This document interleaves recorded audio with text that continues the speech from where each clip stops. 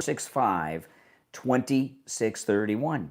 888 2631. It's a toll-free call no matter where you are listening. Okay, we have just over a minute, and if everyone could please like the video, that helps a lot too. When you like the video, you get the video recommended to people that have not yet found my channel. All right, so please, guys, like the video. That helps so much.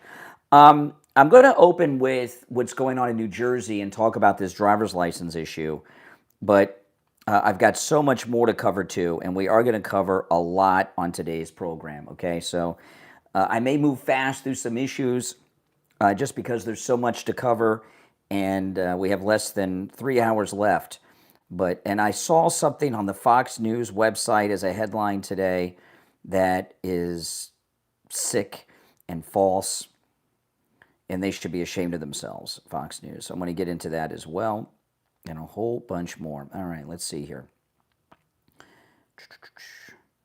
Okay, about 15 seconds.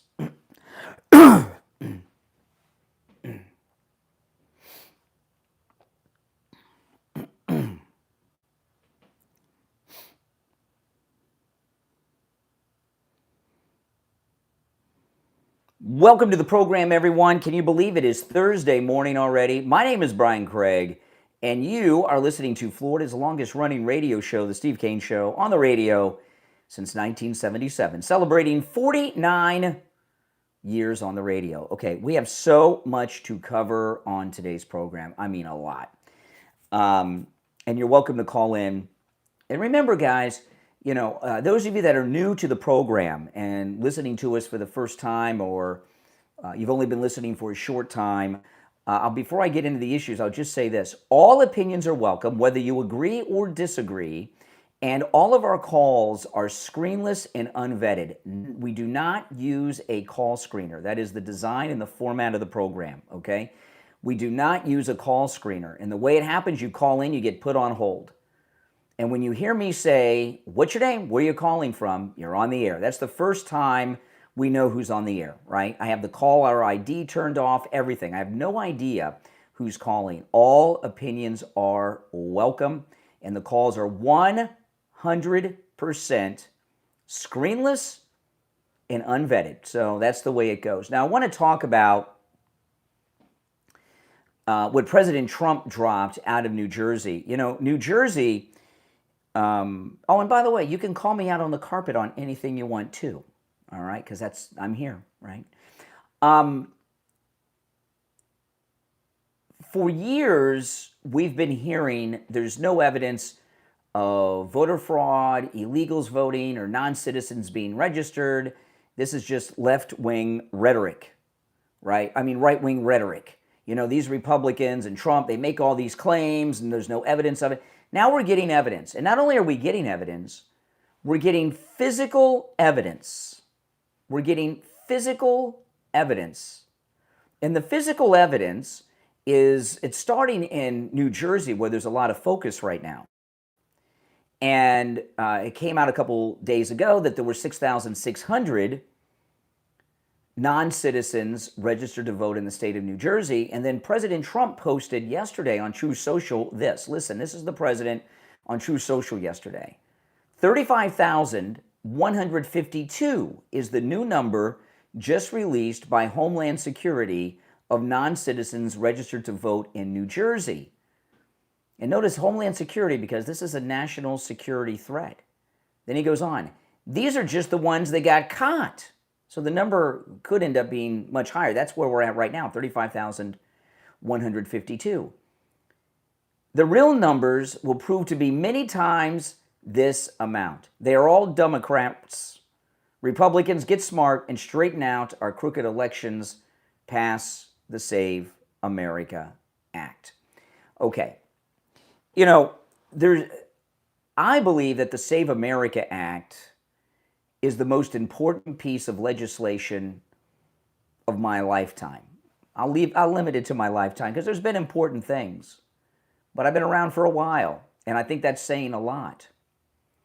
Because you look at all of the debates we've had in this country, you know, and some of these things Most everything the Democrats have proposed over the years has just been totally absurd. I mean, most recently, the men and women's sports, you can go through a list. I don't have to tell you. You know how absurd and ridiculous and how insane these Democrat policies are. With the Save America Act, 85 to 90%, I think 90% of these issues will be resolved very quickly.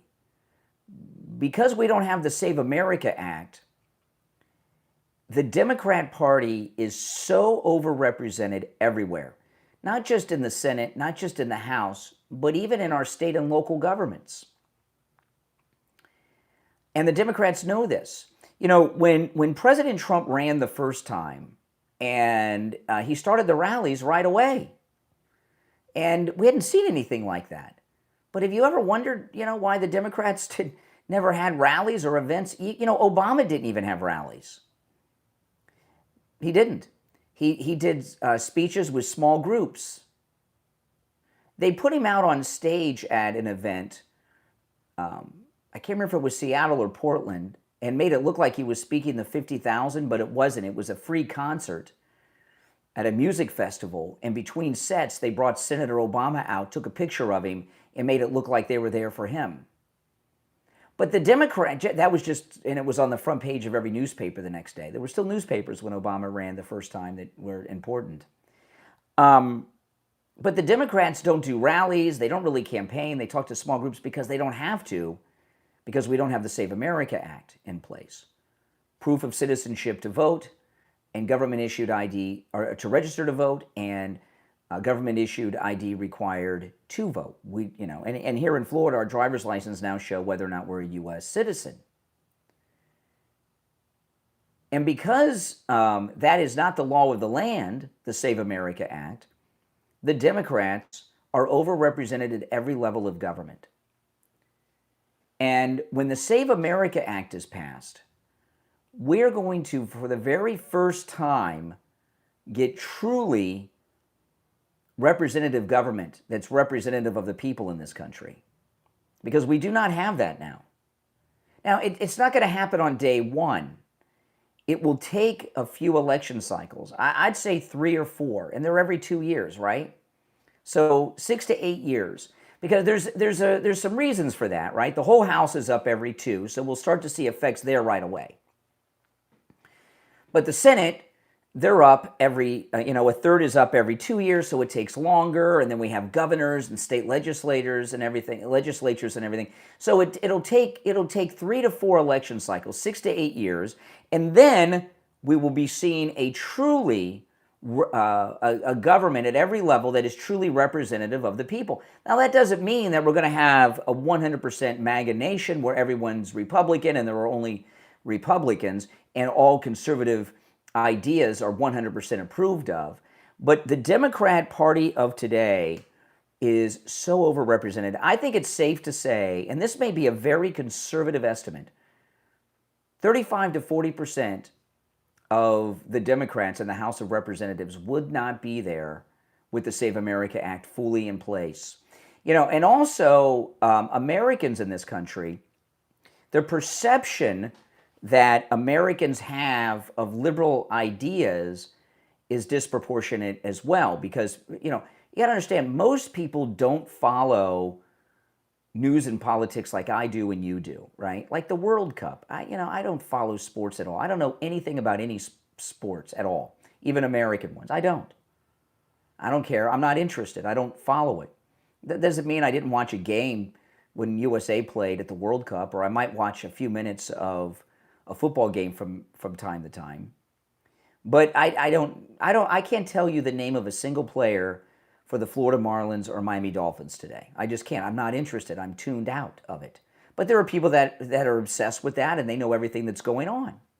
Now, if the Dolphins, if there was a miracle, right, and the Dolphins made it to the Super Bowl, I would start following it, and I'd know a little bit about the players then, because I'd get interested real quick. But back to the politics. So, most Americans don't follow news and politics like I do and you do. So they have a perception of the Democrats and their positions that is out of proportion. They think these Democrat ideas are much more popular than they actually are. The way I describe it is, I was talking earlier on the pre-show about this. Have you ever heard of the idea of forced perspective? This is something that Walt Disney, and I mean the man, Mr. Walt Disney, who was a Republican, by the way, Mr. Walt Disney with Walt Disney World, with Disney World and Disneyland. Mr. Walt Disney, the man, and the Disney Imagineers perfected the art of forced perspective. They make things look bigger than they actually are through a lot of tricks. Well, that's what the Democrats have done.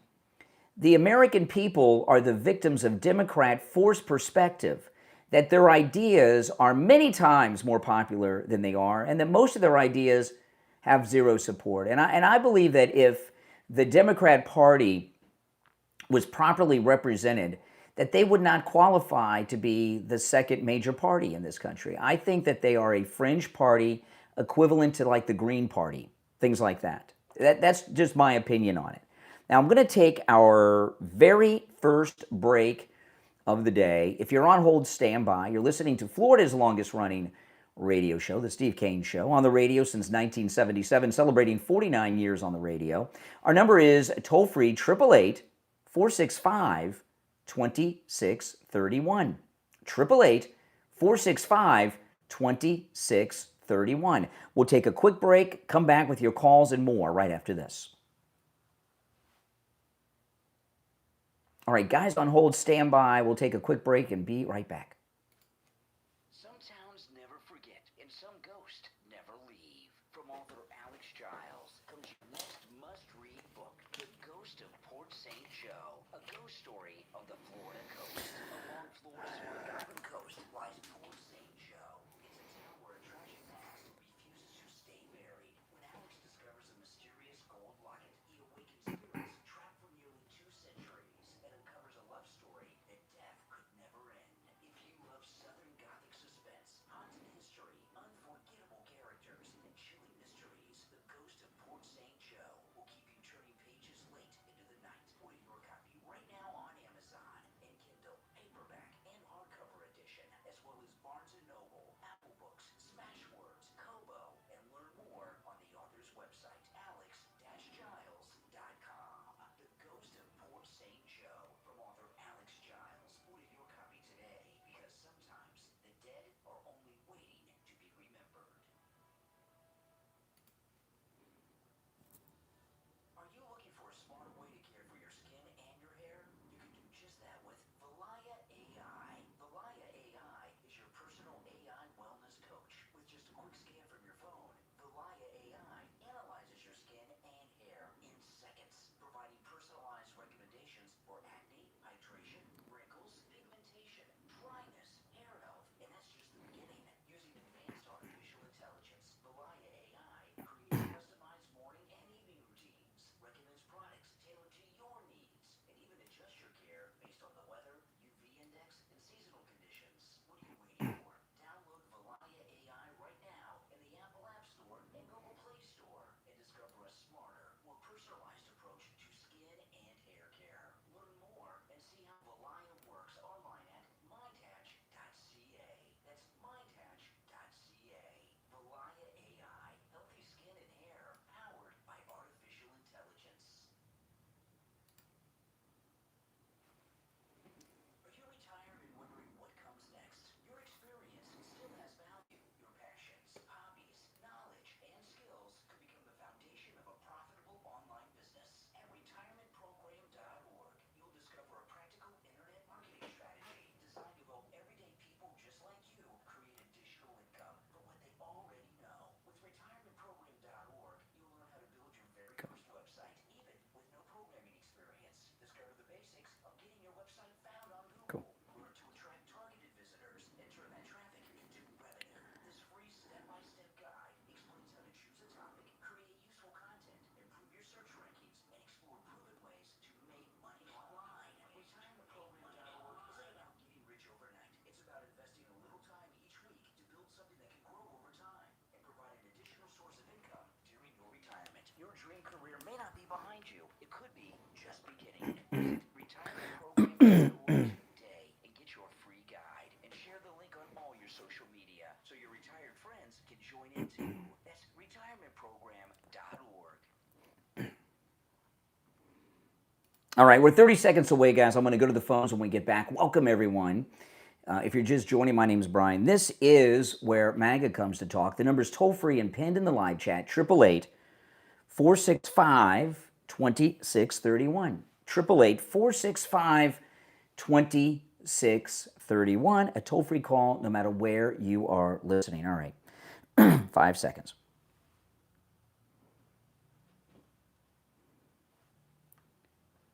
You're on the air. What's your name? Where are you calling from? Shawna, North Carolina. All right, North Carolina. What's on your mind? Brian, are you going to cut Mike Lindell? He's advocating for illegals to be here forever. No, that's not what he said. Yeah, it is. And No. if you don't, I'm not going to listen to you anymore. Well, obviously when you start using your real voice and talk to me, then we'll talk. I'm using my real voice, Brian. This is not your. I'm not going to do something because some anonymous person with a fake voice is asking me. You're a commie sympathizer. You're a commie sympathizer. Oh, they hung up. All right, let's go. You're on the air. What's your name? Where are you calling from? Morning, Brian. Doc from Texas. By the way, I'm willing to talk about that, but not with somebody using a fake voice and making threats. You're on the air. Okay. Oh, yeah, Doc. Go ahead, Doc. Hey, what are you talking about? What am I talking about? What do you mean, what am I talking about? Who's making threats with a fake voice? It was the caller before you, but we've moved on. Okay. What was the reason for your call? Okay. Got a quick question for you. First of all, good morning. Yes, good morning. The State of America Act, is it all about maybe showing your ID when you go vote, right? It's about having to prove that you're a U.S. citizen eligible to vote to register, and then showing government-issued photo ID to vote. Okay, I understand that. So why do you have to, so does a woman do you have to show your birth certificate? No. You have to show your do you have to have a passport? No. So what's the problem? Why does Trump? Okay, everybody has IDs because I show my ID when I go vote. So what else does he want? Well, when you register, a lot of people are registered to vote without any ID, or here in Florida, as an example, our driver's licenses show whether or not we're a citizen. So when you register to vote, you show your driver's license, they know. See, the registration to vote system, a lot of times there's people at shopping malls that are just in the shopping mall registering people to vote. Right? Okay, So there's no due diligence, is what I'm saying. So you have to have your ID to vote. So I'm still not understanding why. No, not everywhere. You do not need ID everywhere. And a lot of time, an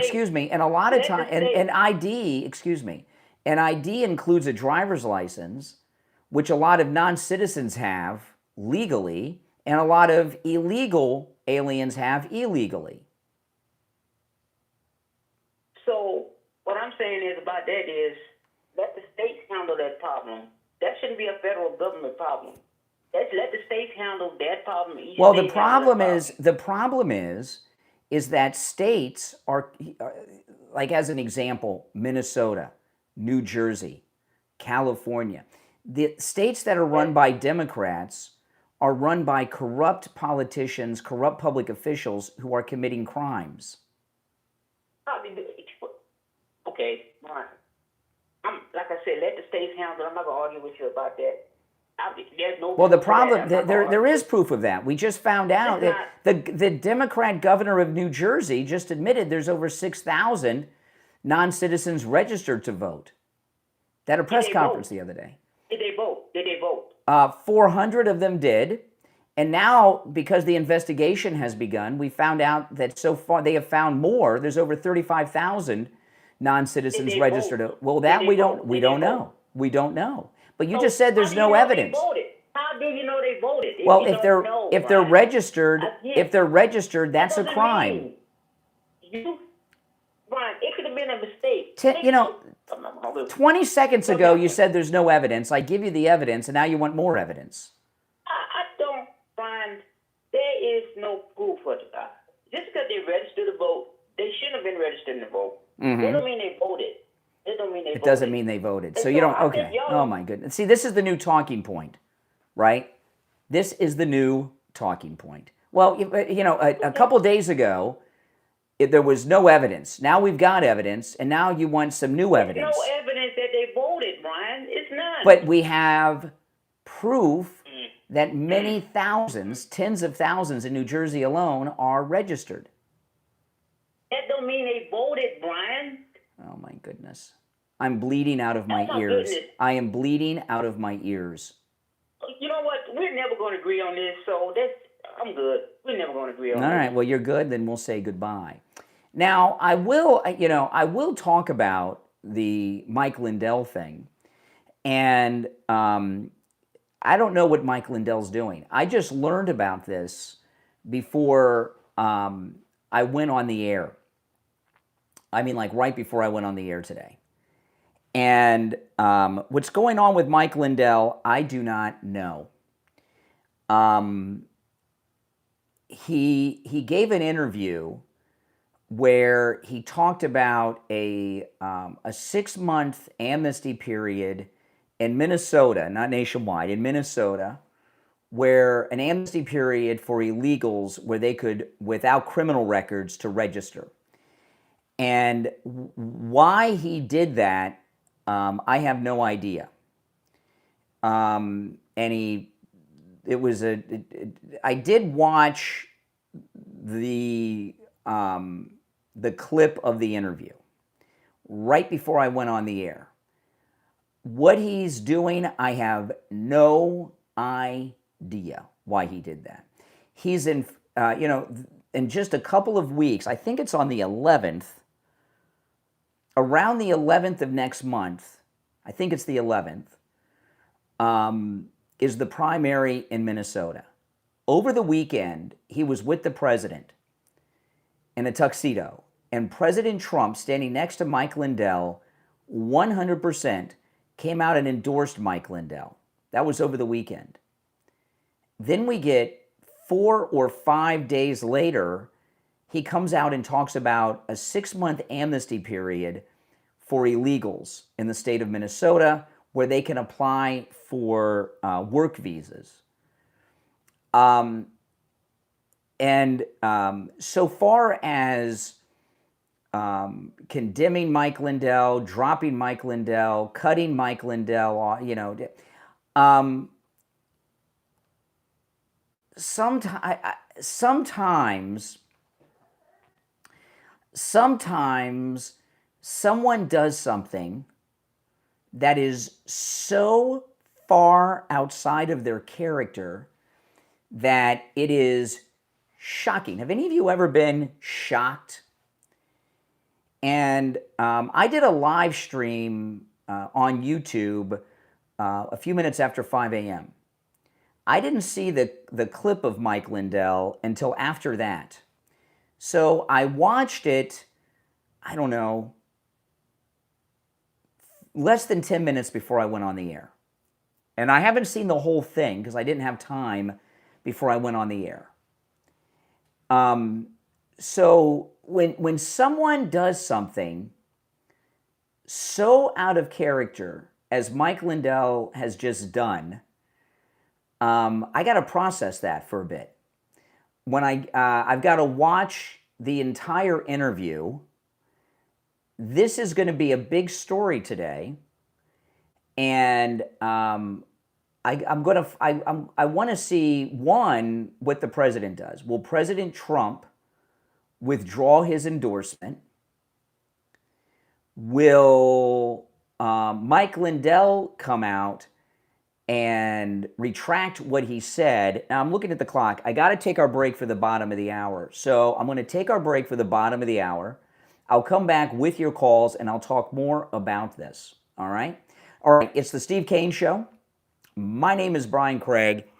We'll take our break for the bottom of the hour. Come back with your calls and more right after this.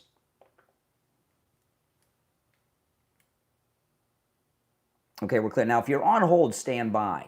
So, no, what I just told you guys, I learned about this right before I went on the air because people were leaving me comments on social media and on YouTube, most of them liberal, like the caller I got a few minutes ago, okay?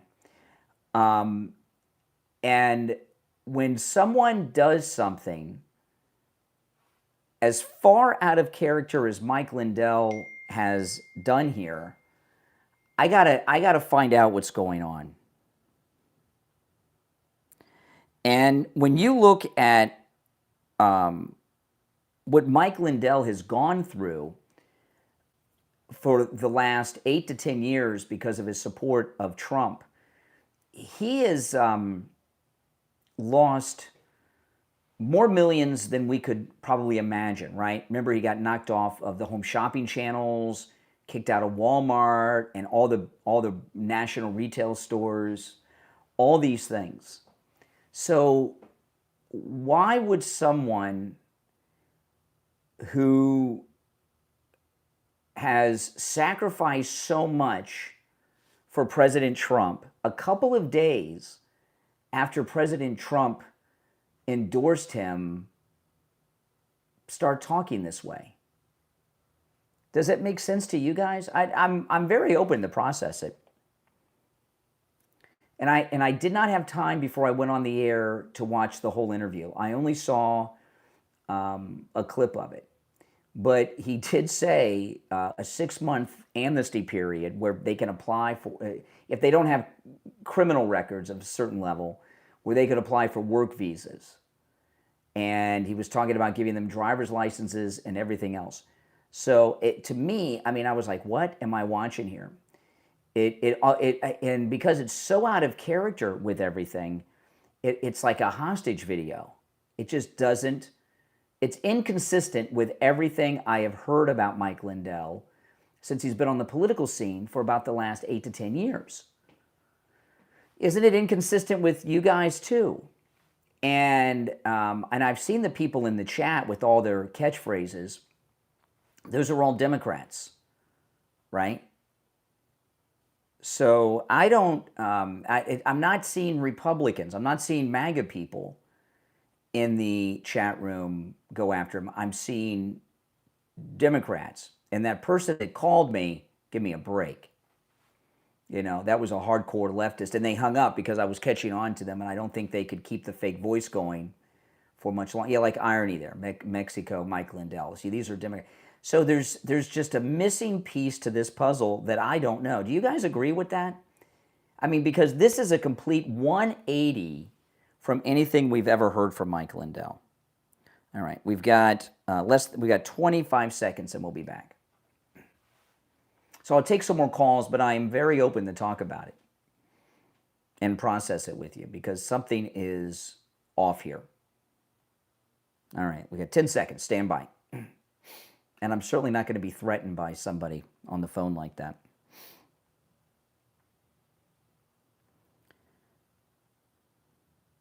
All right, we are back. It's the Steve Kane Show. I'm Brian. I was talking. Well, let me just take the calls, and then we'll get back into things. You're on the air. What's your name? Where are you calling from? Hello, my name is Drew, and I'm calling from Mississippi.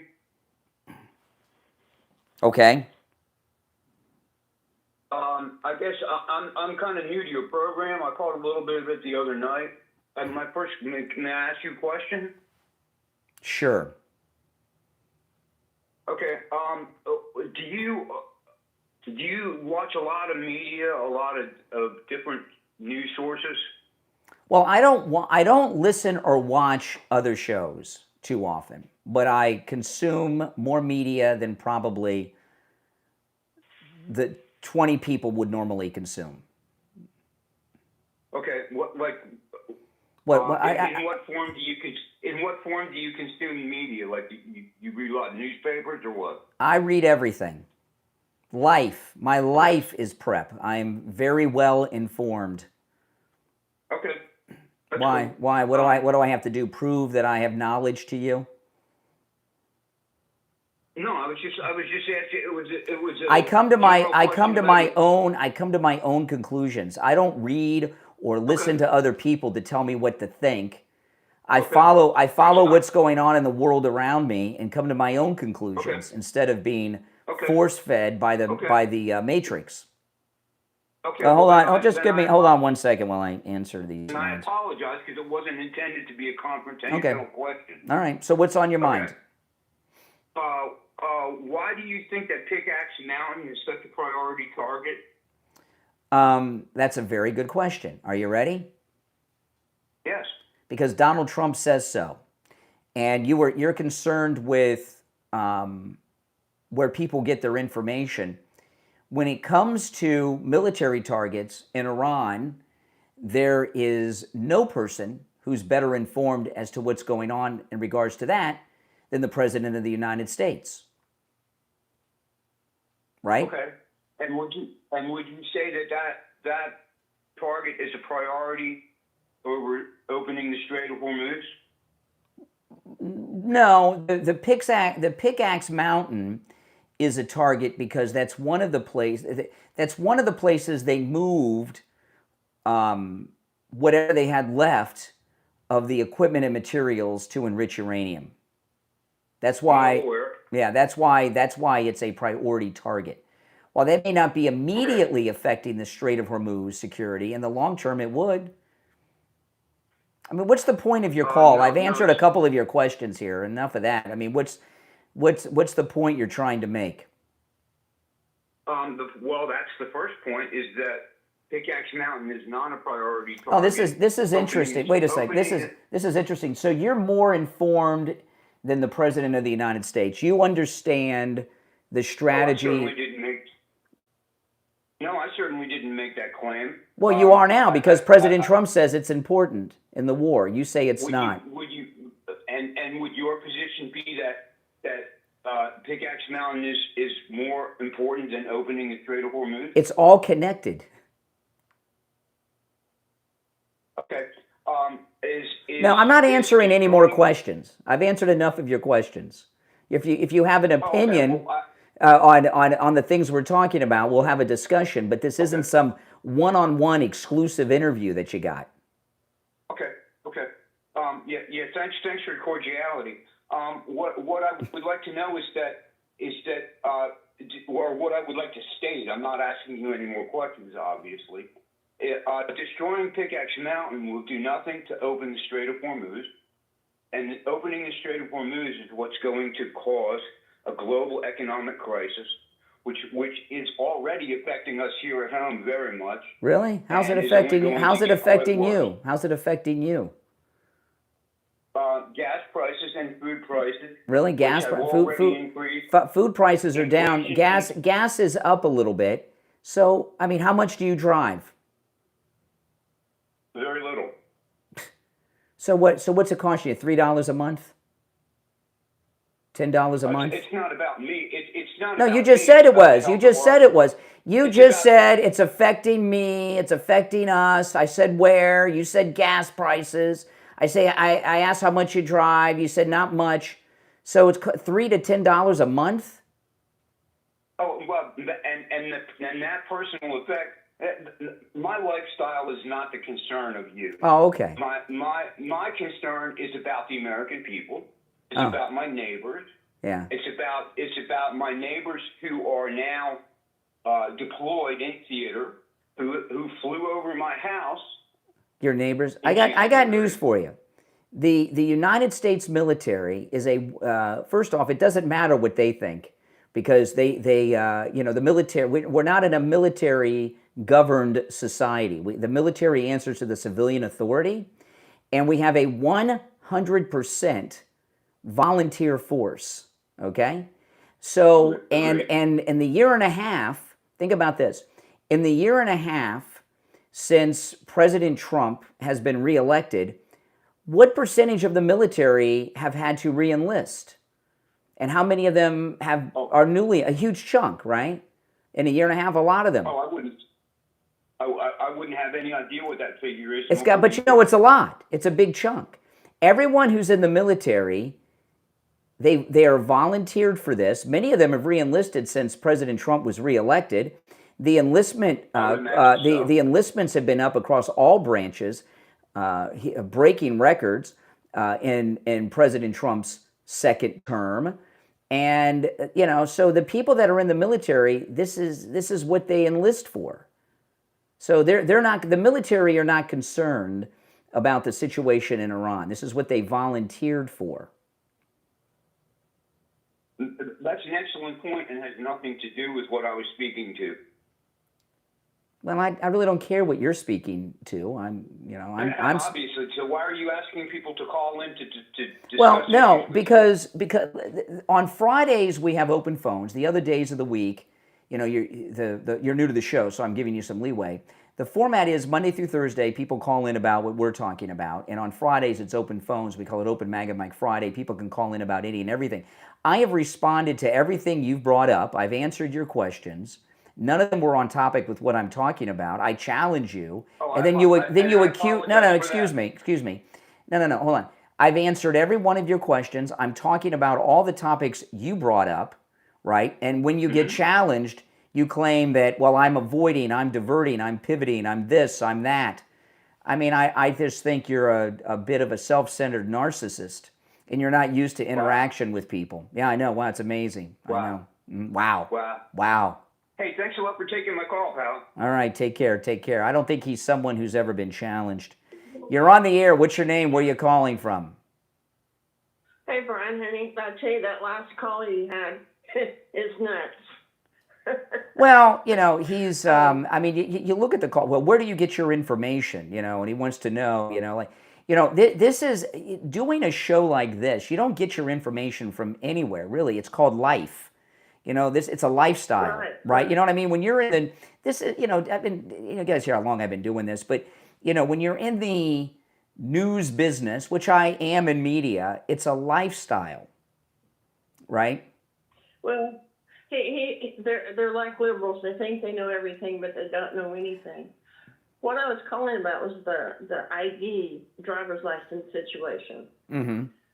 When I moved up here to Indiana from Virginia, which I had a Virginia driver's license for 45 years, when I moved to Indiana, I had to show 5 proofs of who I was, which one of them was my birth certificate.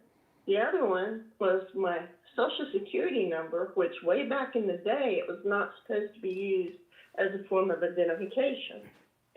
Plus, I had to show proof of my address where I was living. Yeah, hold on 1 minute while I'm answering these lines that are coming in. Yeah, I mean, so you had to show a lot of ID. Yes, I even had to get, because I changed back to my maiden name, I had to have my marriage license mailed up here to Indiana to show I was going from my married name back to my maiden name. Yeah. So that was, and that I had proof of car insurance, which you have to show ID to get your car insurance. You need ID for everything. And, you know, President Trump, there was, the last time I can't remember which time this was. It was kind of recent that I saw this. But President Trump went to vote, and he votes here in Florida, in Palm Beach. He votes at a library, a public library down the street from Mar-a-Lago. And when he votes, it's a library unlike any other. There's sharpshooters on the roofs everywhere. It's you know, all this stuff.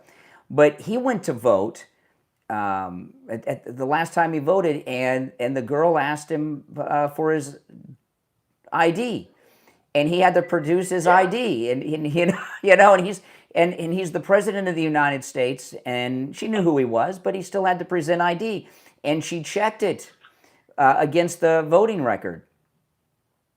Yeah. Well, when I questioned the girl at the DMV, you mean I've got to get my marriage license? Yeah. And she said, Homeland Security. since 9/11. And I said, I know all about Homeland Security since 9/11. Well, I remember when my wife had to renew her license a few years ago, we couldn't find our marriage license. Oh my goodness, it was a mess. So we had to get it, and then we took it down there, and she got the license. It's just the way it is. Women go through a name change. I mean, think about it. You go through a name change, there's an extra, I've never heard women complain about this before. In fact, I think women, they like the idea that they got to go and make such a big deal. Oh, I got my marriage license. I'm changing my name. It's a part of the whole marital thing. And I always thought women liked that. Now all of a sudden it's an inconvenience. It's absurd. Well, they have to show it to buy beer. They have to show it to buy alcohol or cigarettes. You have to show it when you start going to see a new doctor. They take a picture. I mean, of think it. about They how take many a picture times. of it. I want you to think about this. This is probably more for men than women because you guys got your purses. Guys out there, how many times have you left your house, realized you forgot your wallet, and you drove all the way back home because you didn't have your driver's license with you? How many times have you done that in your life? That's happened to me so many times because you have to have your ID everywhere for everything, right? It's an absurdity. We know why they don't want ID. We know exactly why.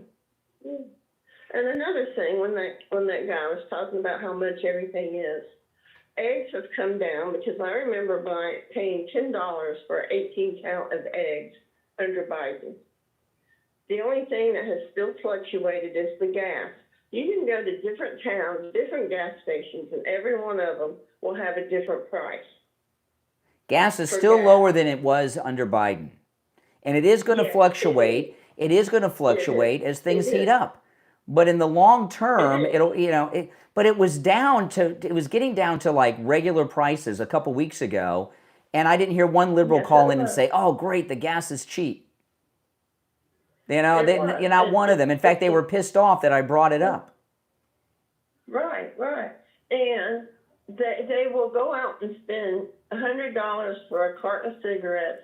They'll go out and spend $50 for their things of beer for the weekend. Yes. Women will pay $45 for a manicure and not bat an eye. But if gas goes up 50 cents, their whole world falls apart. But if you think about it now, when gas goes up, how much does it really cost you a month, personally, right? $10? Not that much. $10 if you drive a lot. Yeah. If you drive a lot. Yeah. Most people don't. Yeah. So it's not really, I'm not saying that. I would like gas. When I first started driving in high school, you could get regular unleaded for 88 cents, okay? I wish it was still 88 cents, all right? Come on, I wouldn't mind. But, but it's not.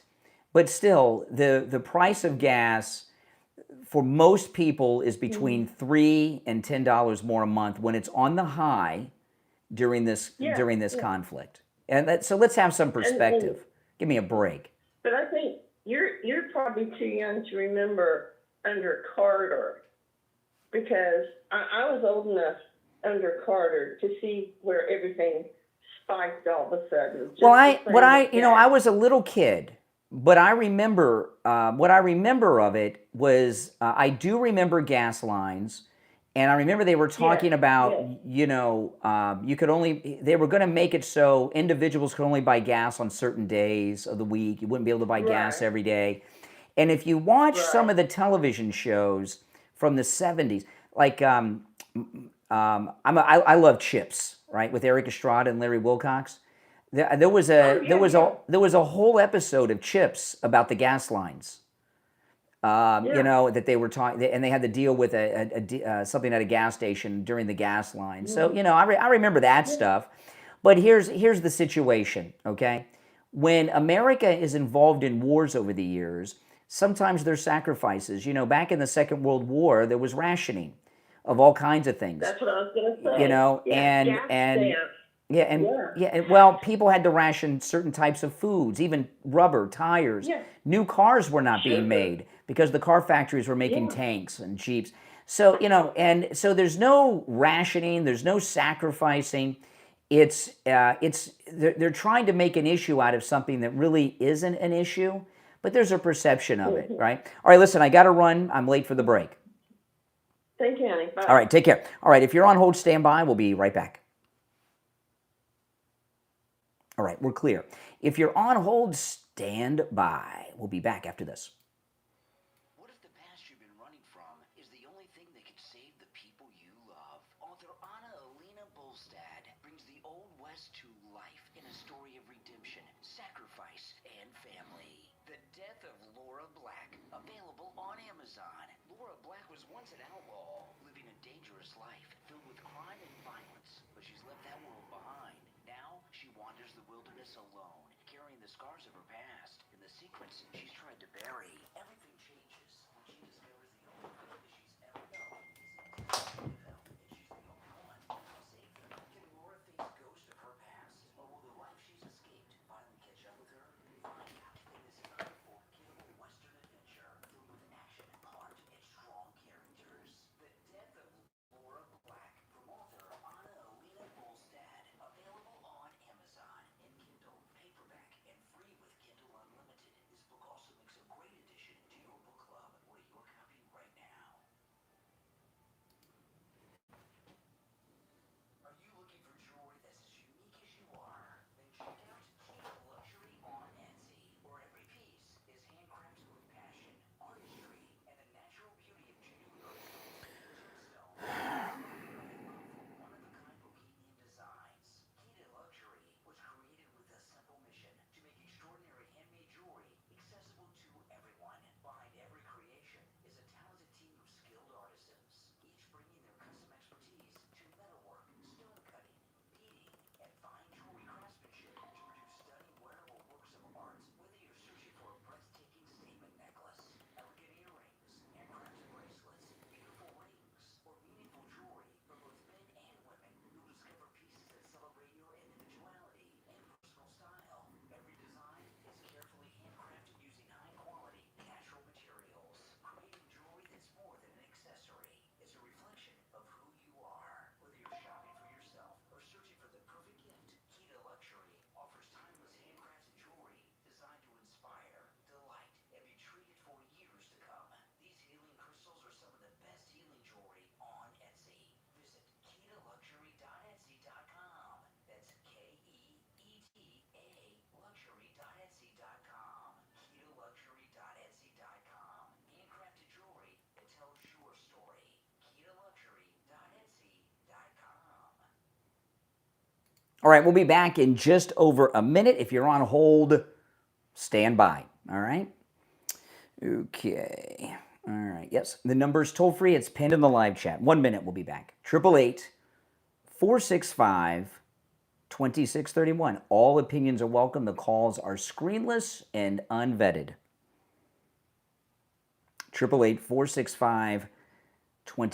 Yes, Democrats are disgusting. I agree with that. Yes. Less than a minute. We'll be back.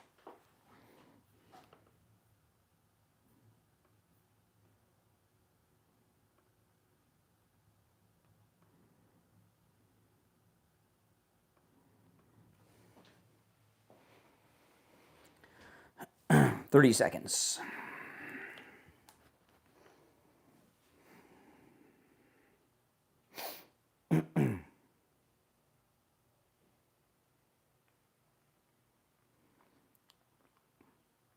Ten seconds.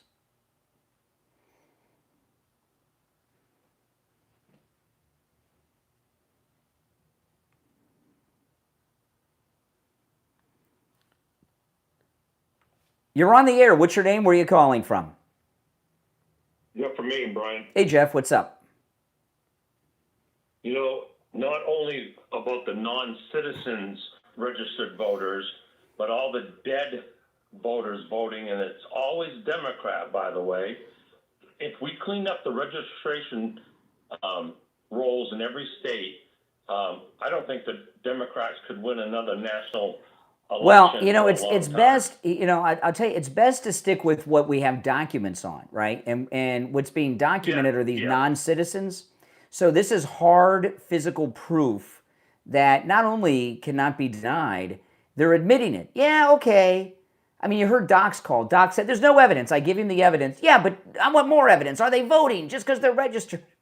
You know what I mean? It's never ending. It's a funnel is what they put you through. So it's best to stick with the evidence. And we have them admitting now that all of these non-citizens, many of them illegal, are registered. And the penalty for non-citizens voting is immediate deportation. Yeah, You're not and a U.S. citizen. yeah, That's the penalty. and you would not probably even be able to apply to return for 20 years with everything that's going on now. Or at all. You know, Yeah. why, you know, if you're able to do that, why not just say, listen, you're not, you go to the end of the line, and by the time you get to the front of the line, it's going to be a long time. Oh, yeah. There's no doubt about it. But There's no doubt. But quickly on the dead voter, the voter roll call, each state could go through and take off all the dead people. It wouldn't take much to do that, and that's a lot of votes. Well, you know, it's an interesting thing. When someone dies, the government knows before even the families know, because their government benefits are immediately cut off, right? Medicare, Social Security, you know, and a lot of married couples that are seniors, it's like an immediate hardship on them because the Social Security check stops immediately, right? And the government knows when people are dead instantaneously. Especially these days with all the computers. So yeah, you're right, it could happen. But see, the Democrats and you know, rhinos are Democrats. Okay, this is something I understand. Rhinos are Democrats. Amen. Okay, but Amen. so the Democrats and the rhinos, they keep this in place, and we know why. But I would start. You know, all we need is the Save America Act, and everything will be solved. And what President right. Trump, I believe that. yeah. So what President Trump is doing, President Trump's very smart. He's laser focused on these non-citizen voter registrations, and that's what'll end it. All right, hey Jeff, I'm running short on time, but I appreciate the call. All right, let's see here. You're on the air. You're on. What's your name? Where are you calling from? Hi, my name is Dan. I'm calling from South Dakota. Yeah, speak up, Dan, because the wind's a little loud. Dan in one of the Dakotas. Yeah. And I just turned the volume down. I'll turn that back up. See if that helps. Uh-huh. Hi, Brian. It's the first time I called in your show. Welcome. The first time I heard your show. Welcome. And I've been enjoying it so far. I just wanted to, I see that you're very open-minded. Here we go. With, Here we go. The setup. Yeah. being able to defend your positions and whatnot. I can So I was defend my hoping that I could- positions.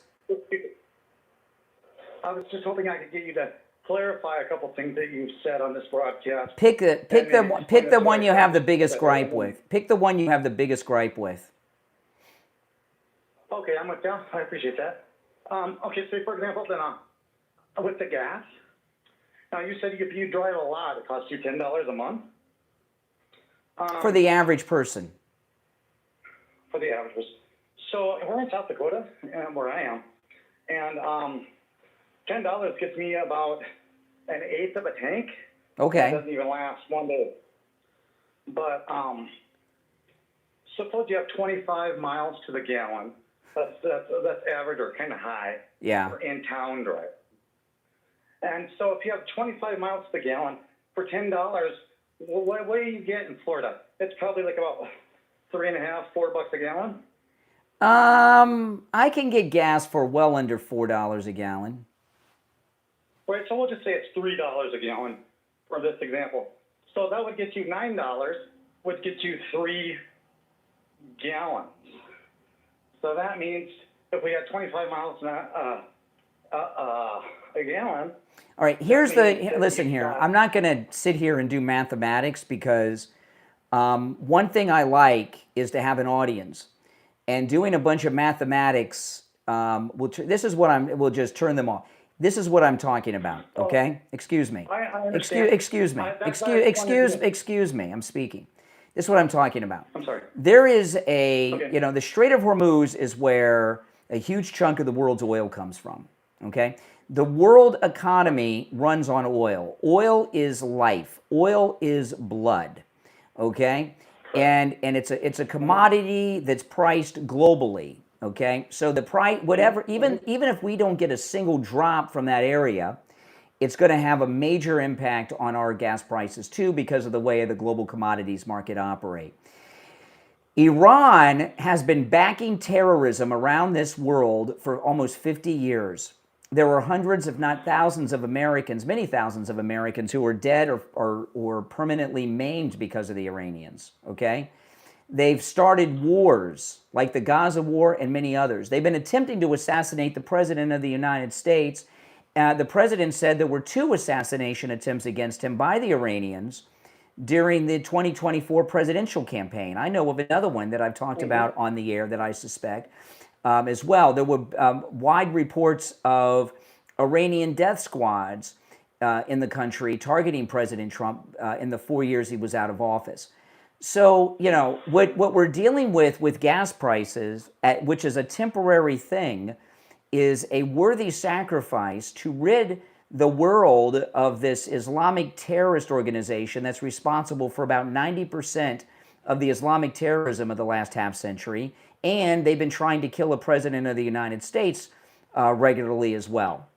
And if gas goes up a little bit for a few months, so what? Okay, so it's and the same in the gas theme without the numbers and the math. So now a third of the fertilizer that grows food also comes through that strait. They've just closed another waterway in the Red Sea. These things are temporary. Yeah, but do you have any idea on how temporary?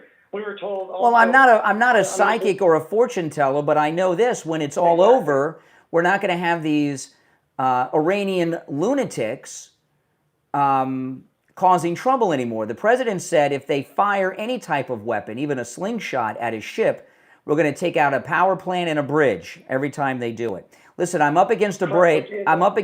So I got to run, but call me again sometime, all right? If you're on hold, stand by. I'm Brian. It's the Steve Kane Show, Florida's longest running radio show on the radio since 1977. Call us on hold. Don't go anywhere. Our number is toll-free, 888-465-2631. 888-465-2631. Back after this. All right, we're clear. Those of you on hold, stand by. I'm not going to take any calls until we're back from the break. We're in radio break right now. And those of you that are new, welcome. Make sure you subscribe. And if everyone could like the video, I'd appreciate that. All opinions are welcome. And you're certainly welcome to challenge me on any of my positions. But I am limited by time, you know, in the mornings here on the radio because I do have a break schedule. Okay, hang in there, guys. Okay, I got to get ready for the next hour here. Hold on.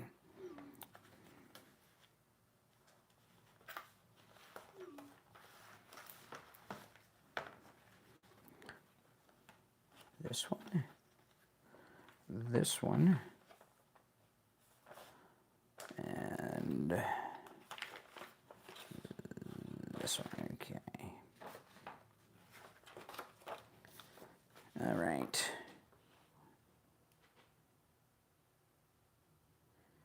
Okay, we'll be back in just a couple of minutes. So again, if you'd like to call, you're welcome to do so. Call us on hold, stand by. The number is pinned in the live chat.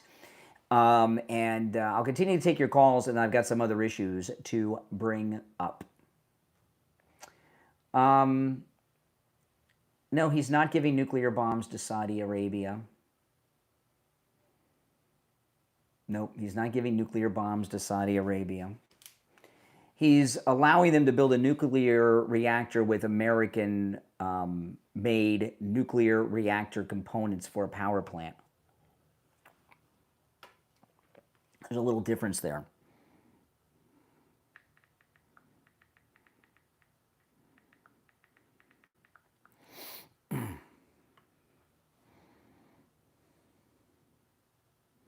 See, that's what I mean with these liberals. I mean, that's just, you know.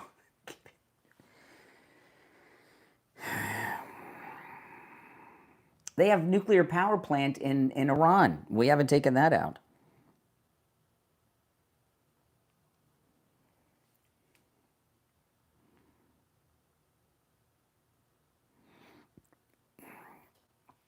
We'll be back in 2 minutes from the radio station break. See what I mean about the left? They just they take one thing and then they expand upon it with total lies. There's a nuclear power plant in Iran, at least one, maybe two, but I know of one in Iran. No, he's not giving Saudi Arabia a nuclear bomb. No. Oh my goodness. See, Democrats, liberals have no honor. They will lie to you to your face. Proudly so, by the way. All right, just over a minute and we'll be back.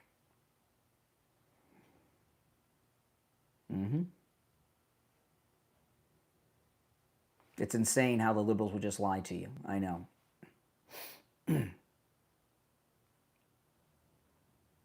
right, 1 minute. We'll be back in 1 minute.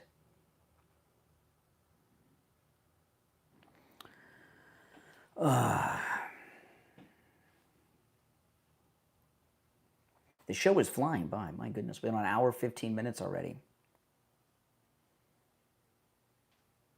See, those that are new, what they don't understand, taking calls does not mean, I'm not an answering service where, I'm like a 900 number that you can just call in and talk about anything you want. It's still a show and with a format, and, you just can't say, okay, whatever you want to talk about every day. That's not a show. That's just me answering. You're on the air. Oh, okay. Okay, next caller.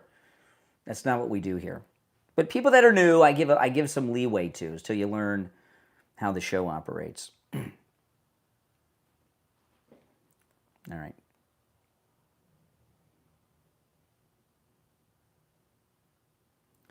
The second hour has begun. It's the Steve Kane Show. I'm Brian Craig. This is Florida's longest running radio show. The show is flying by. I was shocked when I looked at my clock before the break and realized it was the top of the hour already. The show is flying by. All right, let's go. You're on the air. What's your name? Where are you calling from? Yeah, good morning. Hey, Brian. Richie. This is Richie. Hey, Richie. I want. How you doing today? All right. I want to speak to to these college indoctrinated people. I can say I'm educated up to high school. Okay, a bus ride from South Florida. That's going to give you all a lesson, right? First of all, I'm pro-Israel, 150%. I bet you most of them out there never looked at a map to see how small Israel is compared to the rest of the countries out there. Israel's like a dot, okay? It's very small. So let's get that out of the way. Our CIA, and this has to do with the Straits of Hormuz and Pick Mountain. There's a guy that called up about Pick Mountain. Yeah, Pickaxe Mountain. Yeah. Pickaxe Mountain, yeah. As an uneducated, college-educated guy, I'm going to explain something to you. Have you ever seen police when they have a perpetrator? If the perpetrator has a weapon and there's like 5 police officers, what is the first thing they try to do? Disarm the person, right? And then they deal with them. You have the Iranians, okay? According to Mossad and the CIA, they've moved a lot of their stuff into this Pickaxe Mountain, and they refuse to let go of the weapon. Well, hold on, Richie. Let me get in here, okay? This is okay. When people are the guy you're talking about, he's new to the show, okay? Yeah. So when people are new to the program, I give them a lot of leeway. I don't give them the treatment, okay? And he noticed even a minor pushback, that guy was about ready to have meltdowns. Wow, very condescending, very condescending. Here's the thing. President Trump did something that I've never seen done before. I mentioned this on the show yesterday. He was in this Oval Office press conference with the president of Lebanon, and he says to the press, he says, I probably shouldn't say this, but we're going to hit Pickaxe Mountain. Okay? Right. Now, I want you to think about that, guys. That very well may have been a very brilliant military move. Have any of you considered that was a diversion? Why would the president tell the enemy where we're going to strike before we strike? Maybe it could have been. Well, let me finish my thought, and then you can tell me why. There's 2 reasons. One, it could be a display of how we have air superiority and they don't have the ability to respond even when they know the attack's coming. That's it. That's one possibility. And the second one is, well, maybe we're going to attack them somewhere else and we want them to focus here where this is the main target. or maybe they wanted them to maybe take some things out of Pickaxe Mountain so they'd be easier. Who knows? I do know this, that President Trump just didn't say that about Pickaxe Mountain before the attack. He had a military strategic purpose for doing it that none of us are aware of. It was not an accident. 100%. I think he knew he was going to say that before the meeting happened, before the press conference. Yeah, I agree with you there. And they can't stop us no matter where we attack. But part of that is because the press keeps saying we're losing. Correct. And the Democrats keep on saying we're losing. And these people that are concerned about gas prices, this really gets to me, okay? I have to put gas in my car. I'm on a fixed income. But you're worried about going to the store and you're worried about going to work. Well, if the Iranians got their way, you wouldn't have to worry about going to a store or going to work, because they would throw that. First, Israel would go, they're telling you what they want to do, and then they would.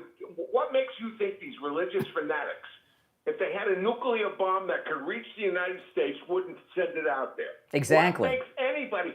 Exactly. And so what about, you're worried about gas prices, you're worried about growth, and you're worried about your job, and we have to disarm these people totally because they're holding on to this thought of having this nuclear bomb, which might be in Pickaxe Mountain.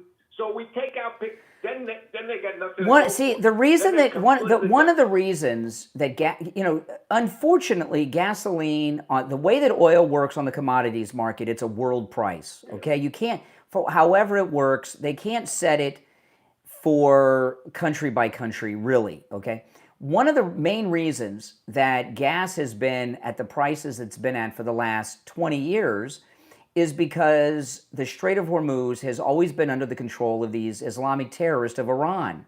And when this is all over, either the United States or an international allied group are going to control the Strait of Hormuz, not Iran.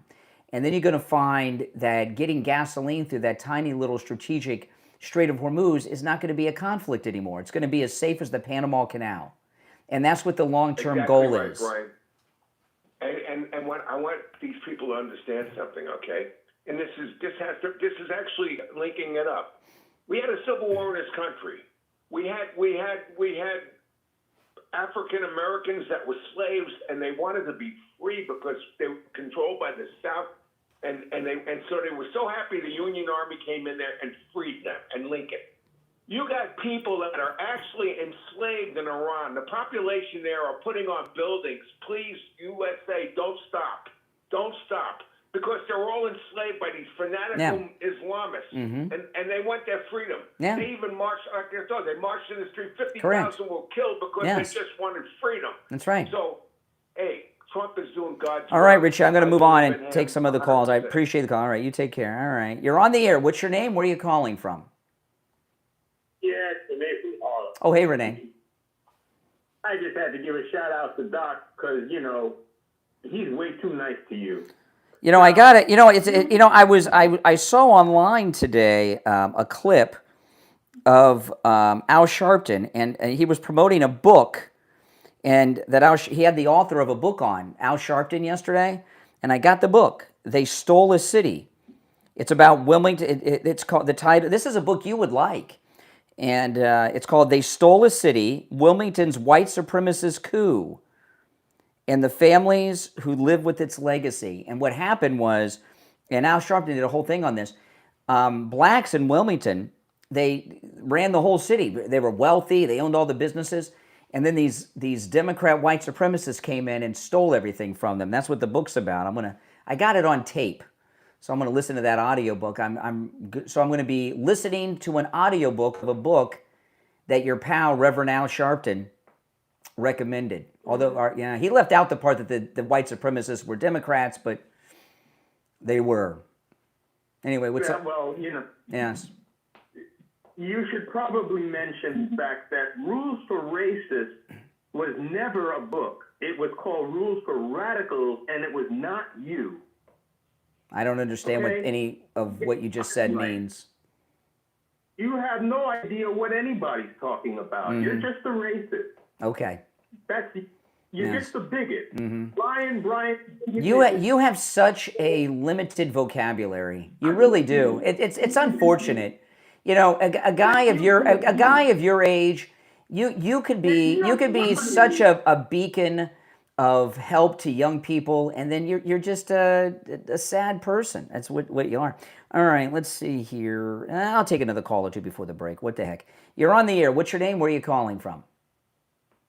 Hi, I'm Lisa. I'm from Florida. Yeah, Lisa.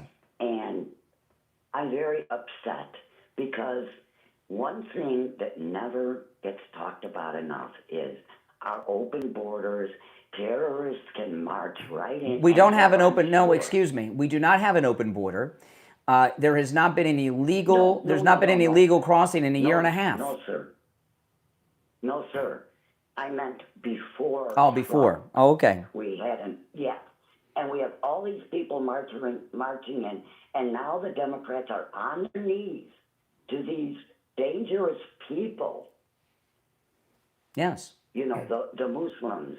They are on their knees to them and favoring them over us, and it's just going to get worse. Well, you know, we're in a really, you know, I got to take a break because I looked at the time, so I'm not going to get into my response to you yet. But a lot. But here's what you got to understand: the Muslim political movement in this country is part of the Democrat. It's the Democrat Socialist of America, right? Mamdani's a Democrat Socialist of America person. This Ahmed in Michigan, they're mostly Democrat Socialist of America.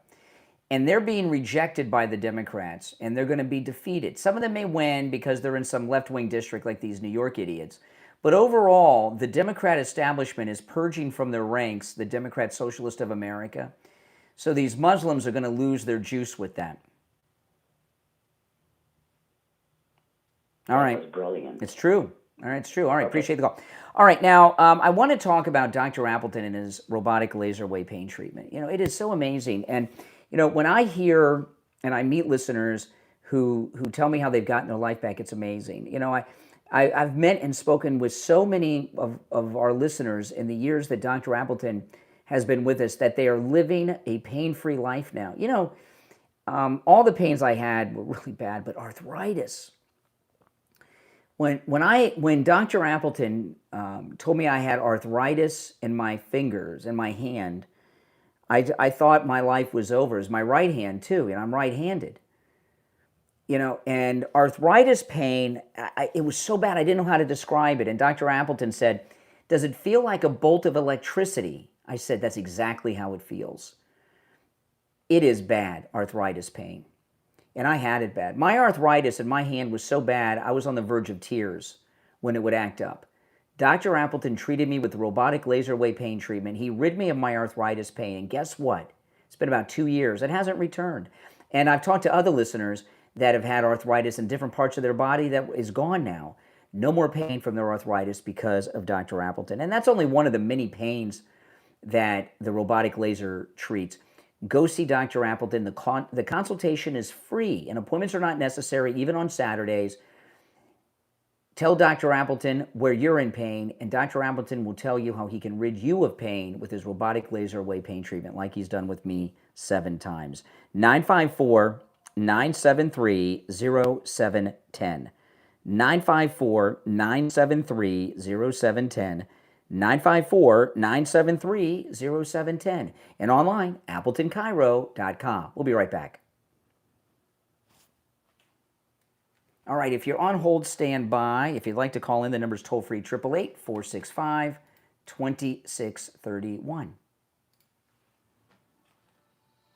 Are you looking for a smarter way to care for your skin and your hair? You can do just that with Valaya AI.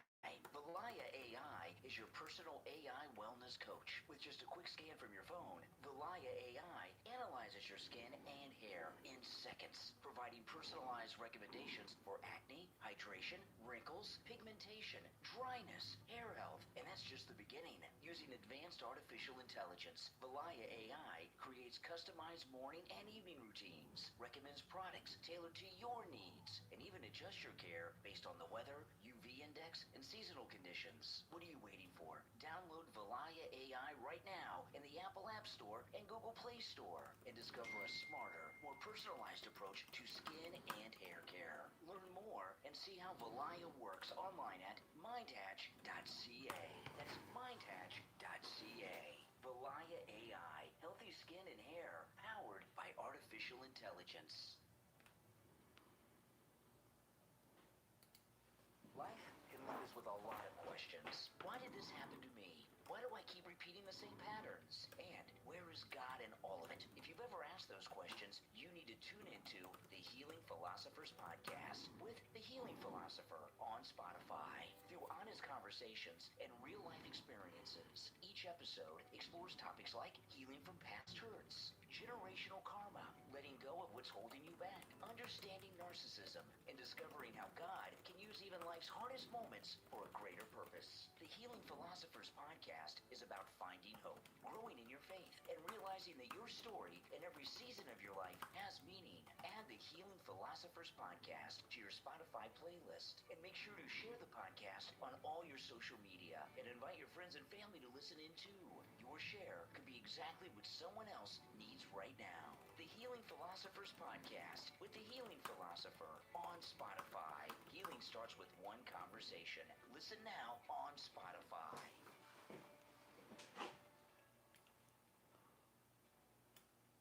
All right, if you're on hold, stand by. We'll be back in a little more than a minute. And we've got a lot more to cover when we get back, so hang in there. Oh, yes, I got to share that.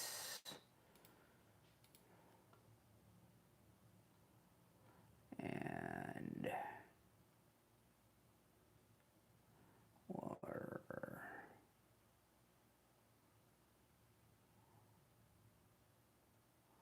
hold on.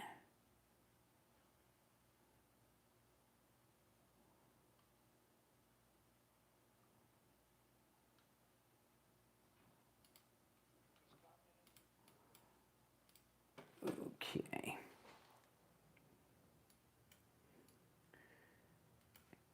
Okay. About 40 seconds and we'll be back. Stand by.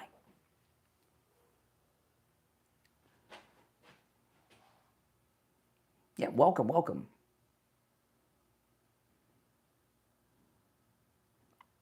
"20 seconds.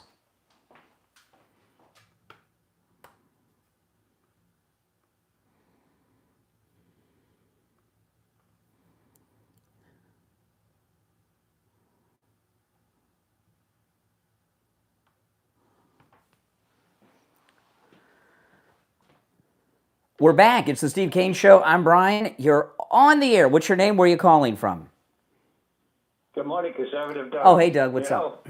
I've listened to James call a couple of times. I think that's the first time I've ever heard him say anything that was worth listening to. Man, that's how bad the Democrats have gotten, that they have all these wackos ruining their lousy party anyway. But anyway, I think the Republicans just, for some reason, just don't want to get people to love them and want to vote for them. I don't know why they're not out every day saying, "Save America Act, Save America Act." But they just sit back. There's a couple of them that really... Well, no, let me tell you, this is it, okay? You know, President Trump had, 7 wins in Arizona the other night? 7 endorsements, 7 wins. We're in primary season, right? Our primary's next month. After the primary is when the election's going to start, okay? And that's when things are going to heat up. And President Trump has so many endorsed candidates that have won primaries around the country. I don't even know how many, but he has a huge, 85+% of his endorsements have won. And you're going to find a unified voice about the Save America Act as soon as the primaries are over. And they'll start to be over next month. And there'll be a national voice under the MAGA movement about that from our nominees, which we don't really have yet. Yeah, well, in my opinion, I think they would be better off starting right now and get people to really get behind it. You know, I'm sure they're all, yeah, you're right. Once the primaries are done and everybody knows, well, see, during primaries, things are weird during the primary, right? Because what you have, people in primaries, people say and do all kinds of strange things. And you really don't get a feel until after the primary, because when it's a primary, right now it's Republican against Republican. So people are saying and doing things to try to win the primary, and then after the primary, that's when you're going to see unity. There's no unity in the party until after the primary. If that's the case, man, I say something like the Save America Act is way beyond normal politics. That's something that we've got to do right away, man, because I had no idea. Well, what's going to happen, don't you see what's going to happen is, we don't have a unified message now because we don't even know who our candidates are going to be. When it's over, the Republican Party that's led by the President of the United States will be involved in these campaigns. When people win primaries, everything changes, right? When people are running for the Senate, the House, or governor, Senate, House, and governor, the National Party gets involved in these. And they're going to send them MAGA campaign managers, people advised by Stephen Miller and people like that. And you're going to find national ads, even local ads that have a national theme to them. It'll be about the Save America Act and things like that. We just haven't gotten to that point yet. It's too early. Well, looking forward to it, because that's what we need badly, man. Like I said, I had no idea that so many people were. Well, President Trump was talking. Didn't you hear? President Trump is organizing after the primaries a Republican National Convention, kind of like we would have during the presidential years, but a national convention, like a Comic-Con event for all the Republicans who have won their primaries that are running for the Senate, the House. Governors, I'm sure, will be there too. And it'll be about presenting us as a unified party with a unified platform that he is going to reveal, which we haven't gotten to yet. You're just a little few steps ahead. Leave it to President Trump to come up with great ideas as usual. Man, that guy, what would we do without President Trump? Unbelievable. Well, I'll tell you, we'd be in trouble. What would this country be like if Kamala Harris were the president? Oh my, geez, I'd be moving to Australia. People like us might be in jail. Yeah. Kamala Harris would. I mean, look at this idiot that was running the Smithsonian. That got called out in the congressional hearing the other day. That's the kind of attitude that was running the country and would have been running it under Kamala. I mean, think about it. If Kamala Harris would have won, they brought 25 million illegals during the Otto Penn administration. If Kamala Harris would have won, they would have had another 25 million here already. I think when I wear my MAGA hat, my Trump 28 hat, I think I might if she was in charge, they'd be arresting me. Oh, you're causing the MAGA movement. If Kamala Harris had been elected, the Southern Poverty Law Center, which has been exposed, would still be in operation. They would have declared the MAGA movement a hate group like the Ku Klux Klan and outlawed it. There you go. I'm not kidding. I bet that would have. I think you're right. I think that would have happened because for nothing past, the Democrats will do whatever they want, right or wrong. They just do it. That's how they are. They've always been like that, and it really got much worse now. If James Carver will come out and have to say something, Well, see, that's the thing. The Democrats. See, I've been telling you guys this all week. The Democrats are trying to lose the midterms. They want to lose the midterms so that they can blame the Democrat socialist and purge them from their party.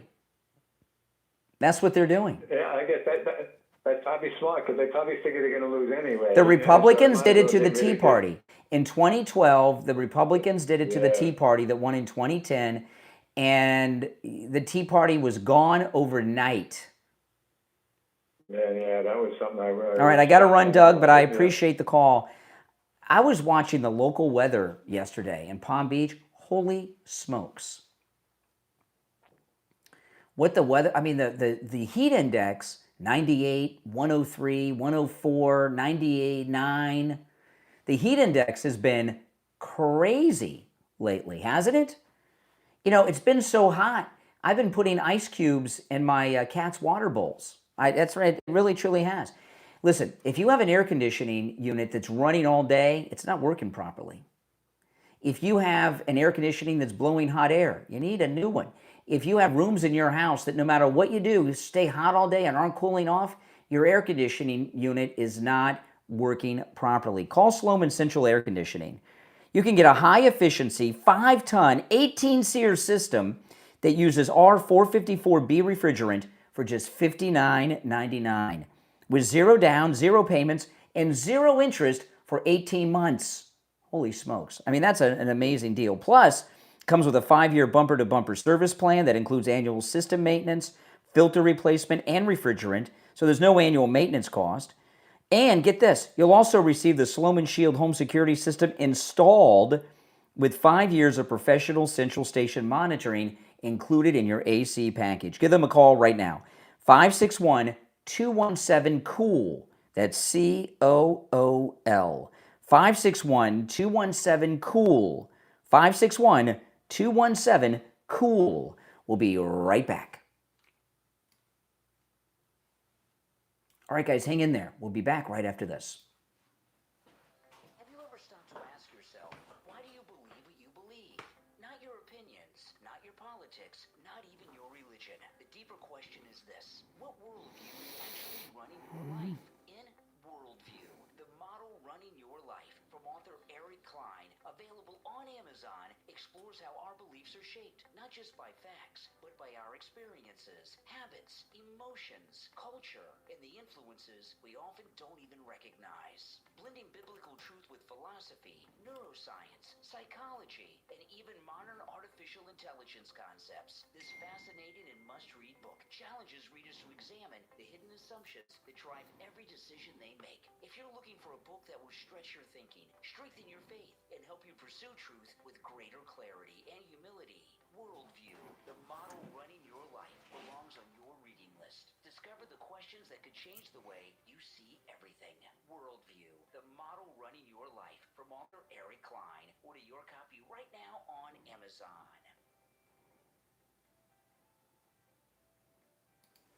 Life can leave us with a lot of questions. Why did this happen to me? Why do I keep repeating the same patterns? And where is God in all of it? If you've ever asked those questions, you need to tune into the Healing Philosophers Podcast with The Healing Philosopher on Spotify. Through honest conversations and real-life experiences, each episode explores topics like healing from past hurts, generational karma, letting go of what's holding you back, understanding narcissism, and discovering how God can use even life's hardest moments for a greater purpose. The Healing Philosophers Podcast is about finding hope, growing in your faith, and realizing that your story and every season of your life has meaning. Add the Healing Philosophers Podcast to your Spotify playlist, and make sure to share the podcast on all your social media and invite friends and family to listen in too. Your share could be exactly what someone else needs right now. The Healing Philosophers Podcast with the Healing Philosopher on Spotify. Healing starts with one conversation. Listen now on Spotify.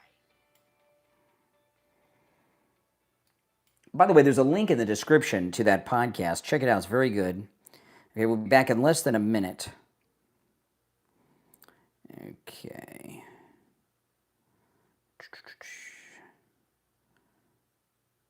Yep. Yeah, about 35 seconds we'll be back. All right. What do I have left this hour? Okay, yes. Stand by.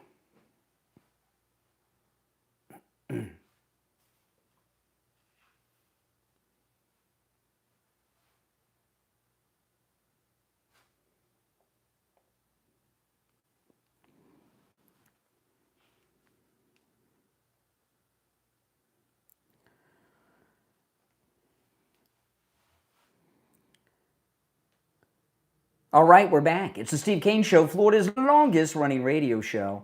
Did you see the president's rally and speech in Georgia? Yeah, it was a great one. It was very good. They're all good, but you know, every time I see Trump at a speech, I'm like, this is the best one. And the reason that is because he's always talking about what's in the news right now, right?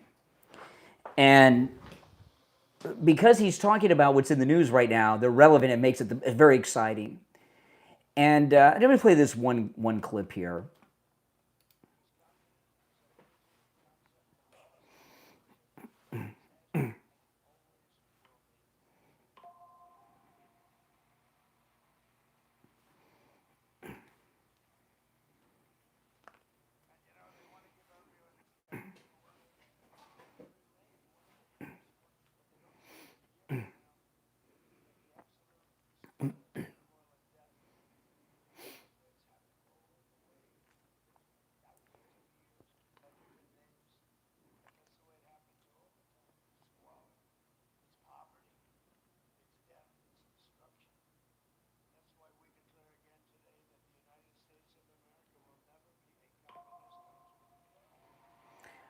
Okay, now see, the communists of the Democrat Socialist of America are going to lose. And now again, they are going to have some victories in November because before people caught on to them, they had some victories in a couple liberal spaces in New York City. That's like running unopposed. But these other ones around the country are all projected to lose. And the Democrats are working hard to help us make them lose, okay? President Trump has saved us from the Democrat Socialist of America because they had a plan. And President Trump's reelection interrupted that plan. You know, before President Trump came back, we were talking about all the illegals they were bringing over here and what were they planning? Well, you know, the people that they were bringing by the tens of millions, 25 million during the Autopin administration of Biden alone, and all the others that Obama brought in his first 2 terms. I mean, you know, Obama, he brought in more Muslims than we want to know into the country, right? But the deportations have started. You know, for a year and a half ago, we've deported a lot. Many have self-deported. We're reaching record numbers every month with deportations. There hasn't been an illegal crossing in a year and a half into the country, 0. You know, so we've stopped that. And their plan was to repopulate the United States with a peasant class from the third world nations of the world. And to the peasants of the third world, communism sounds great. And if the Democrats would have remained in the White House during this term, there would have been tens of millions in the last year and a half more that would have come in, plus everyone else they brought here. All right? And what that would have done is brought victory to these communists with the Democrat Socialist of America, because they would have had a population here who would have voted for it. That's why they got all these non-citizens registered to vote. You know, a lot of these non-citizens registered to vote, how many of them have been deported or have self-deported? I had a story earlier in the week. There was a report done in Springfield, Ohio. That's where Biden took the Haitians, right? Now, remember, they were strategic. The Democrats, they weren't just opening the border and say, come in.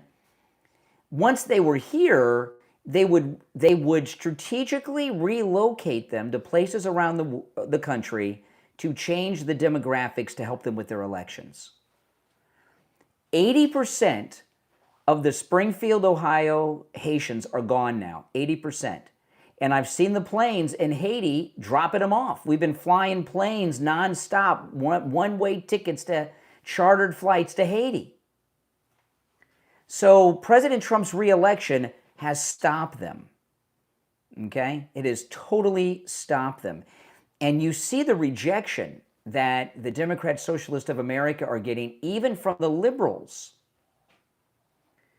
So as crazy as it sounds, the Democrats are working to lose the midterms. This sounds so crazy, but it's true. You hear it. You know, and this is the thing. I mentioned to Doug before the bottom of the hour, the Tea Party.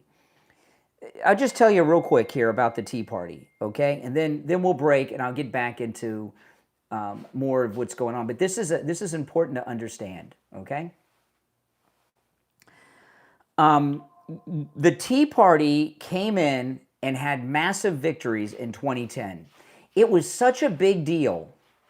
This is crazy what Steve and I did. We called it the Tea Party Revolution in the midterms of 2010. We were on the air with overnight rebroadcast. Remember the show used to rebroadcast overnights on the AM station from midnight till 6, and then we were live from 6 till 9? Steve and I went live at midnight, and we had other people in studio with us, and it was catered by Wings Plus. We went live at midnight and stayed on the air till 9 a.m. covering the Tea Party Revolution of 2010. It was that big of a deal.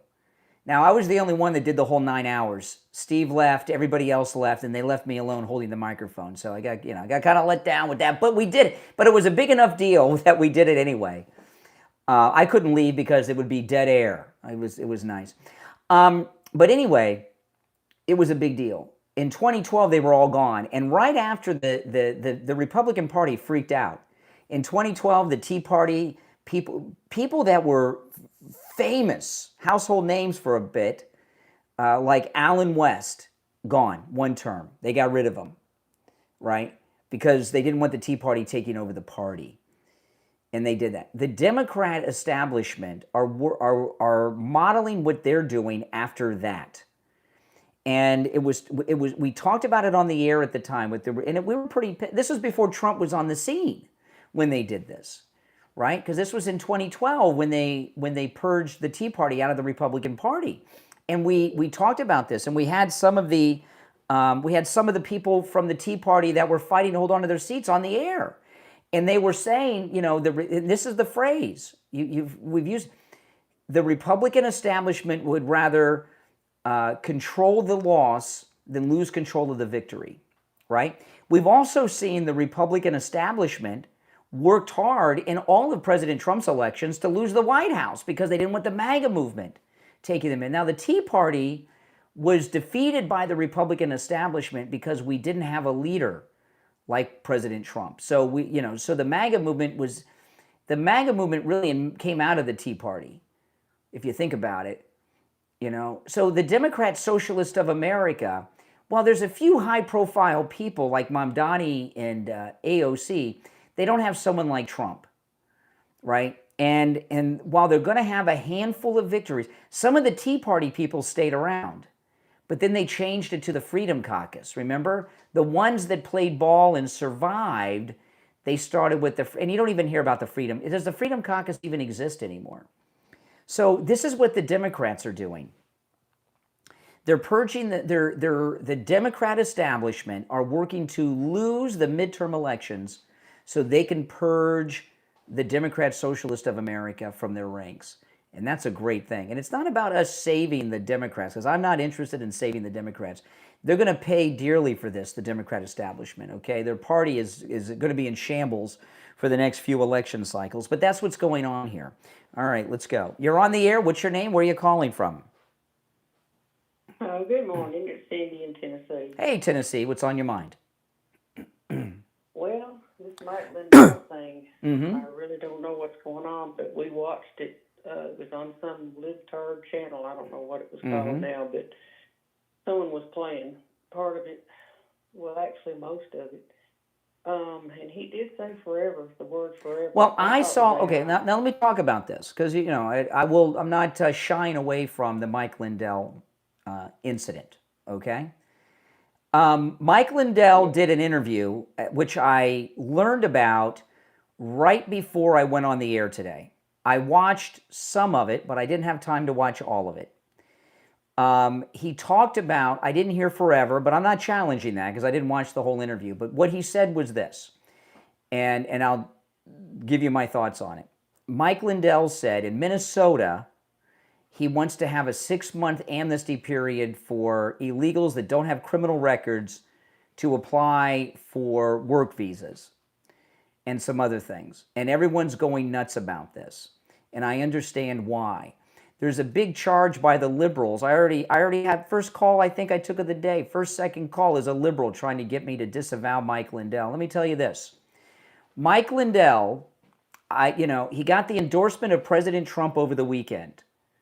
So I'm gonna wait and see what the president does and what Mike Lindell does moving forward, because the blowback from this is massive.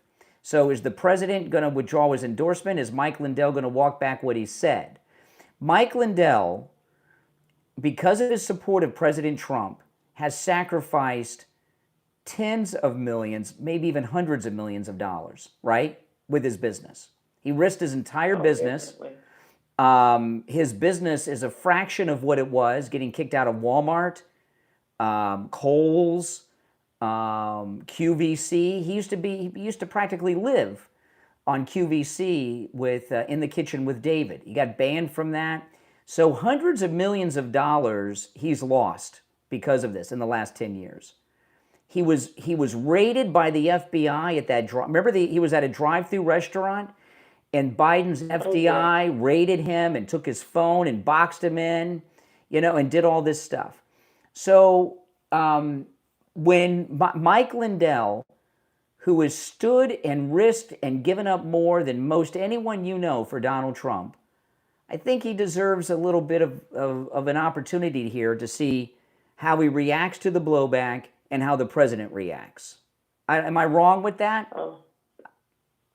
I agree about that. I really do. I mean, I've got Mike Lindell. I've got his products all over my house. Of course. I live in a My Pillow home. Absolutely.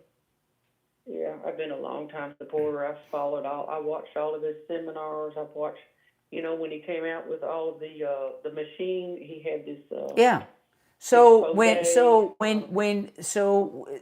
is the thing, what he said is so far out of character to everything he's ever said or done. Something's off here. And I'm not going to let a bunch of liberals bully me or bully our movement to disavow. I think he deserves an opportunity to correct this situation. See, that's why we thought when we were watching it, we thought it was AI. We said, "Is this AI?" No, it was him. I saw a clip of it. It was him. It was him. But there's no way. There's no way. The left are pushing this like no one's business. Something's off here. Okay. I agree. Something is off. I don't know what. He's running for governor. He's running for governor in Minnesota. The primary is in a couple of weeks. I think it's August 11th. I might be off by a day or two, but it's the primary in Minnesota is in early August. He is in the lead by far. Not only did he get the endorsement of the president over the weekend, it was in person. The president was with him and endorsed him big time over the weekend. And then this. So something is off here. And I think after everything, the FBI raid on him, the hundreds of millions of dollars that he's lost because of his support for Trump and the MAGA movement, I think he deserves an opportunity to explain himself and walk it back. Now, you guys are welcome to call me about it. You're the second or third caller that's brought it up to me today, and I've responded to every one. So, I'm not shying away from the topic, but I just learned about it 10 minutes before I went on the air today. Yeah. And I'm not going to disavow a man who's risked and sacrificed so much without him getting, he may come out and say, "Hey, I messed up." I'm just wondering what is behind this, because there's got to be something behind it. Me too. We're all wondering. All right, hey, listen, I got to run. I'm late for the break. Appreciate the call. If you're on hold, stand by. It's the Steve Kane Show, Florida's longest running radio show. And by the way, those of you out there that are MAGA, I very much would like to hear your thoughts on what I just shared. The number is 888-465-2631. 888-465-2631. It's the Steve Kane Show, Florida's longest running radio show. We'll be right back.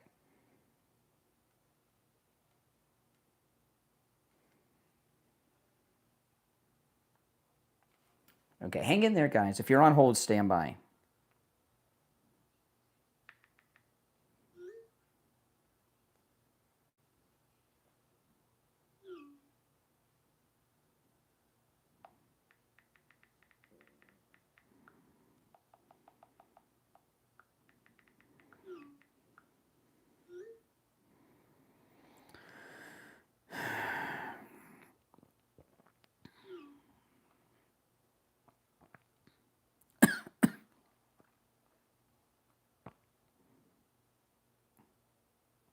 Okay, stand by, guys.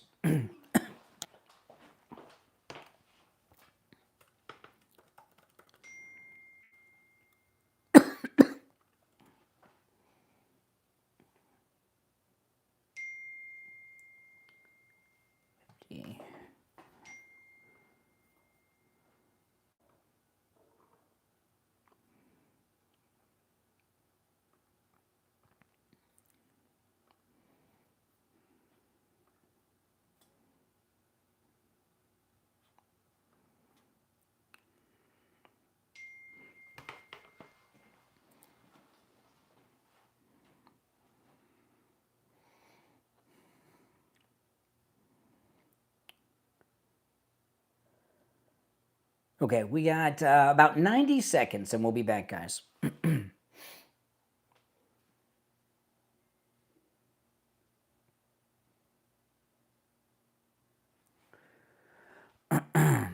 If you're on hold, hang in there.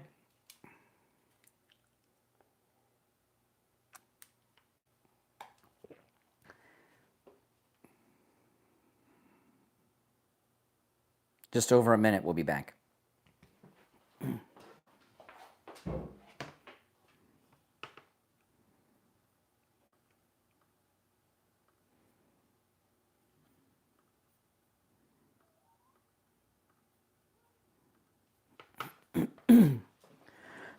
1 minute. We'll be back in 1 minute. I'll go back to the phones.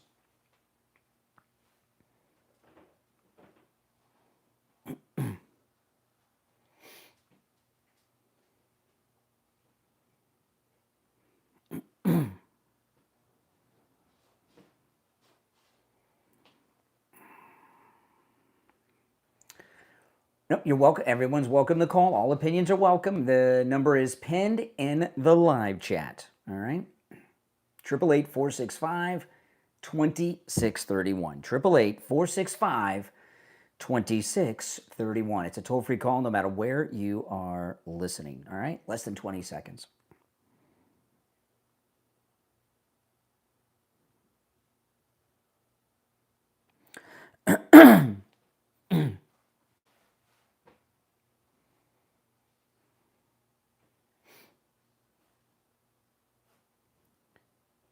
You're on the air. What's your name? Where are you calling from? Good morning, Eli from Kern. From where? From Kern. Where's Kern? Kern County. I don't know. What state is that? Delaware. Okay, Delaware. Biden country. Yes, sir. Good morning, Brian. Hey, what's wrong with what Mike Lindell said?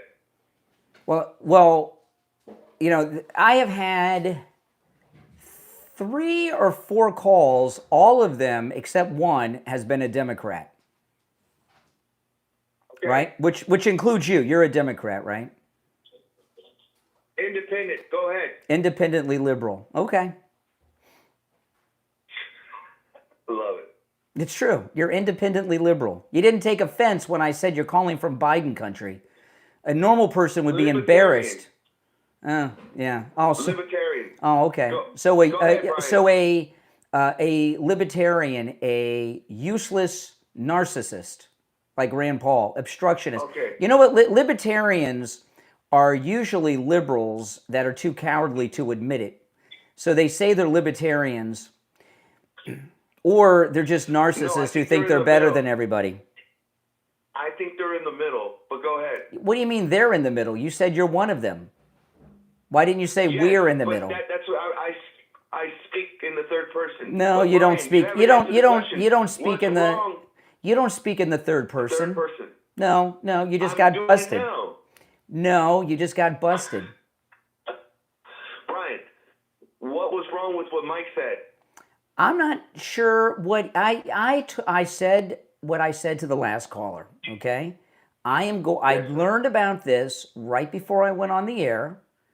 And I think for a guy who was raided by the FBI because he's MAGA, who has lost hundreds of millions of dollars in his business because he is MAGA, that I think I'm going to wait until I hear the president and him respond to this. liberals like you, excuse me, liberals like you, what you want to do is, one, pretend, you don't know what do you mean, no? I haven't said what I was going to say yet. Go ahead. And then you can say no, okay? But what liberals want to do, and this is what you're trying to do, you're trying to get us to immediately cancel him.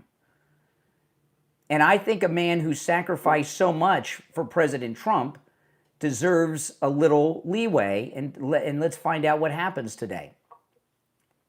I wouldn't want you to cancel somebody I agree with on a certain point. Mm-hmm. With that being said, Brian, what if Donald Trump said what Mike Lindell said? Would it be wrong then? President Trump wouldn't say that. Oh, Trent, why wouldn't he say that? To get legal citizenship the right way? What? Why wouldn't Trump suggest? No, that Mike Lindell that was didn't the say. proper Mike channel? didn't. Mike Lindell did not say give them U.S. citizenship. That's not what he said. It's not what he said. It sounds to me the way that you described it that Mike Lindell was co-signing getting a legitimate citizenship through the right channels. This is what I have been saying. Okay, I heard about this 5 or 10 minutes before I went on the air. Mike Lindell gave a podcast interview because it was 5 or 10. I heard about it about 10 minutes before I went on the air. Then I had to look for it. I had less than 5 minutes before I went on the air. I have not heard the interview yet. I heard a clip. Okay. So I can't. That's fair. The reason I haven't. That's fair. The reason I haven't commented on it is because I didn't have time to. I have to be on the air, so I haven't had time to go and listen to it. So when I get off the air, hold on a second. Excuse me. Yeah. When I get off the air, I will listen to it. Yeah. No problem, Brian. The context that you described it made it seem as if Mike Lindell was supporting legal citizenship as long as you're not a criminal and you're going about it the right way. And it seems like people that don't want foreigners here are against that. That's this is what I listen. Like I said, I've not heard the interview yet, and I will listen to it today. All right, but this is what I know. Okay, I have gotten multiple calls about it, except for the last lady. I don't know about you, but except for the as soon as the show started, I got calls on it. Right, all liberals trying to get me to cancel him. There's something. No, I don't want you to cancel. Well, I'm not saying you. I'm not saying Mike. you. I'm talking. I'm talking about. See what I told you about libertarians being self-centered, right? You know, okay. Everything's about them. The first call I got when the show started, and you could tell they were a liberal. We'll go back and listen. And I just don't. I got to listen to it first. That's all. I really do. I've not heard the interview. Okay. And I will definitely. Do you agree with Mike Lindell? Do you agree with Mike Lindell? I told you I have not had it. I have not heard the interview yet. I have not heard the interview yet. That's the context. How can I tell you if I agree with something I haven't heard yet? I have not heard it. If Mike Lindell stated I'm not gonna know. People with different skin color than you, Brian, go through the proper channels to get legal citizenship, that you will accept them with open arms. What? That's what you're suggesting.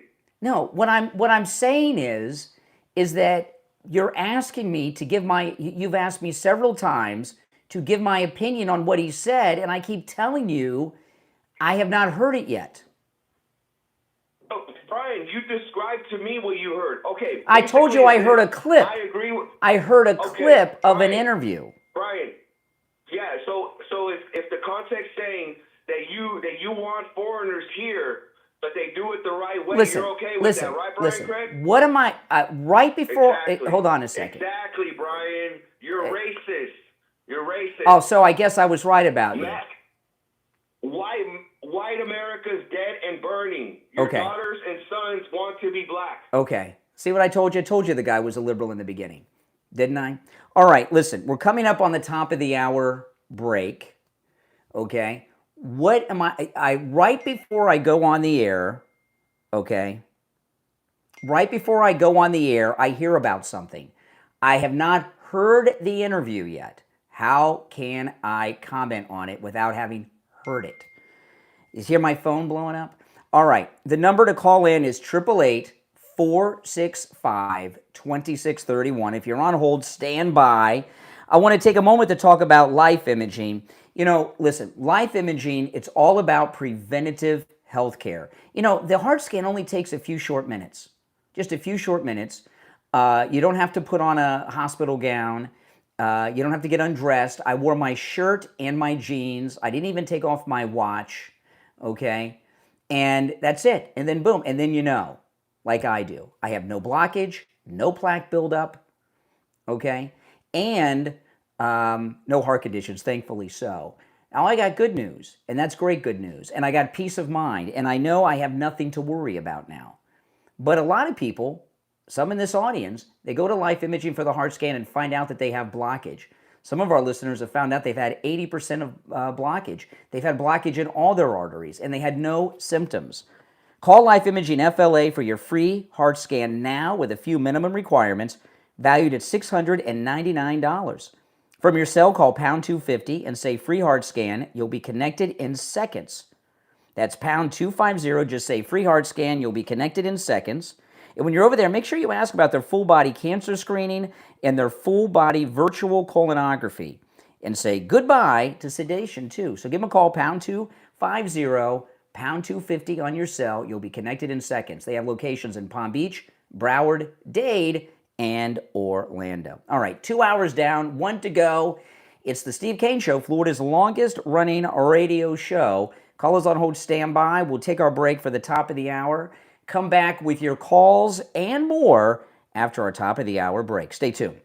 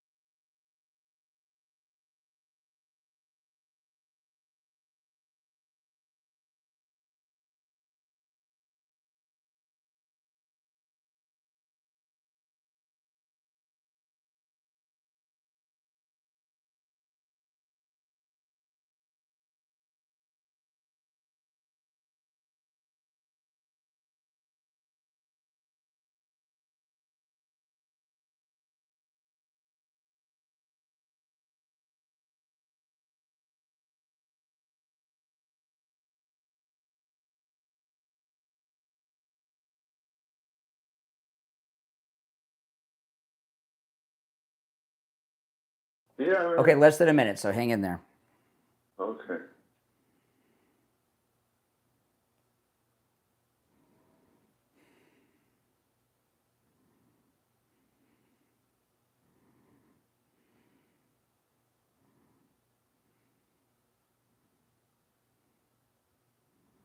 So hang in there. Okay.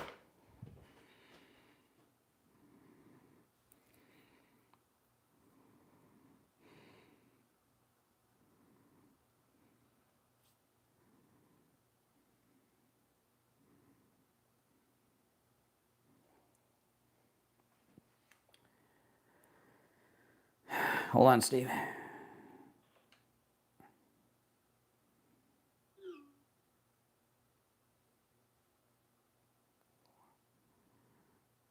Okay, 40 seconds.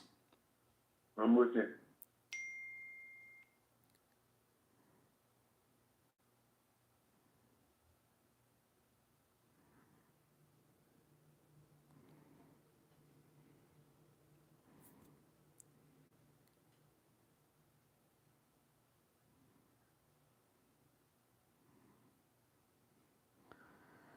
Okay.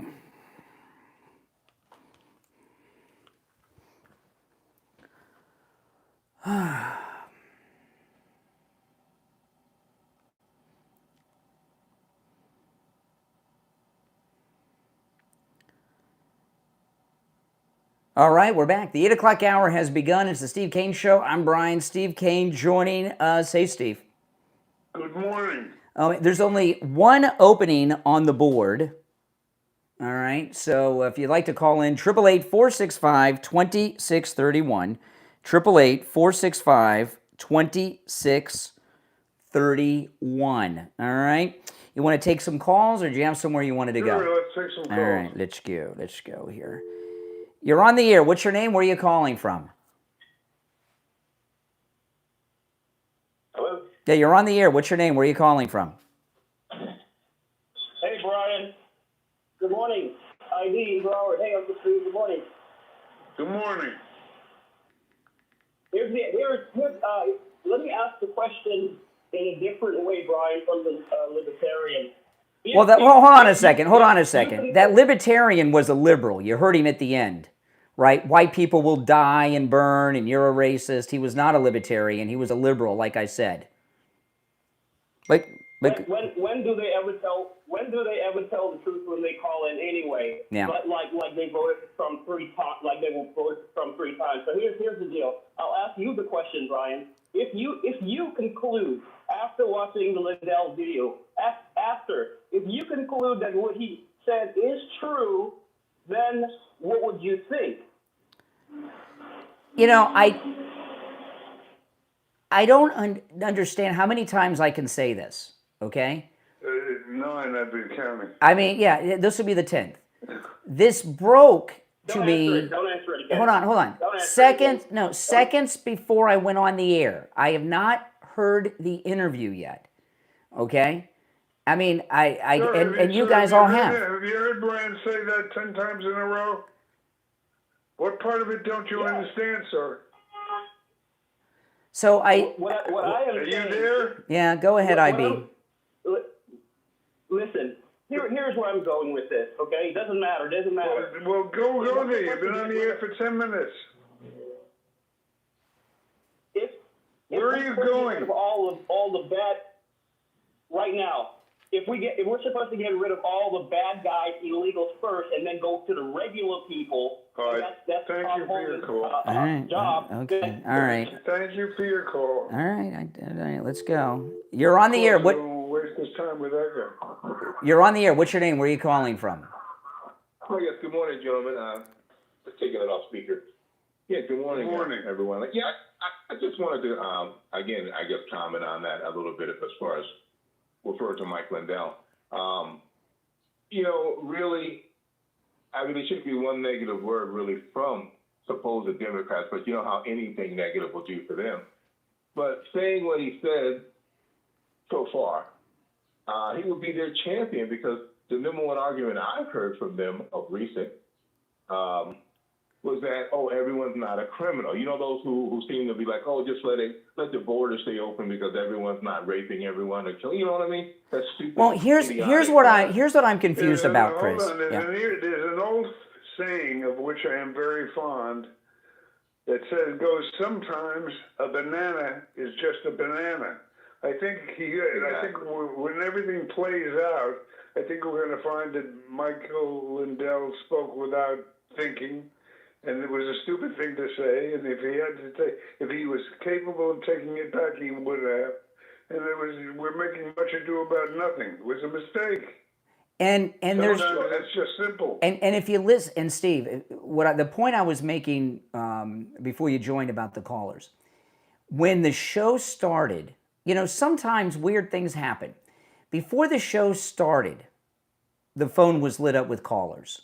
Okay, and if you've noticed with these callers, the Libertarian, the first caller of the day, right after 6, both liberals trying to pass themselves off as Republicans and trying to get everybody to disavow Mike Lindell. And I think you understand, because I know you well, and you understand that that's the nature of liberals. Yes. Deep down, they're embarrassed of who they are, and they always try to be someone else, whether it's a libertarian or whatever it is, because they basically are self-hating.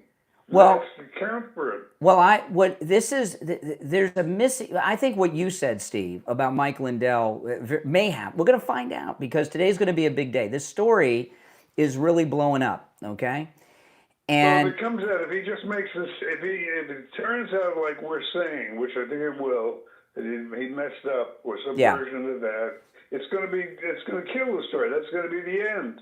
Once you admit you made a mistake, there's nothing left to gossip about. Mm-hmm.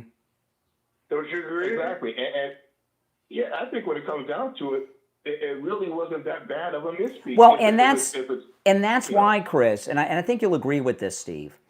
What the liberals are trying to do, have you noticed what they've been trying to do all morning, okay, is they've been trying to get me to say something negative about Mike Lindell, so that if what Steve says later is true, they want me on record disavowing him. Do you understand what I mean? And I'm not going to be bullied into that until I find out what happened. They have nothing else to say. Exactly. That's the point. Exactly. There's something off here. The remarkable that yes, it's very strange. Much ado about nothing. Yeah. Exactly, and liberals are desperate for something to attack the Trump people with, and so they jump on every crumb that they can. And we're winning. We are winning everything. President Trump had 7 endorsements in Arizona Tuesday night and won them all. In Arizona. Well, I think you're right. There's only one slight variance between the way I see it and the way you see it. I think that it was. I forgot what I was going to say. I'm sorry. I'm just still not fully awake. I get it. Go ahead. I get it. I've had 5 shots of espresso, so I'm fully awake.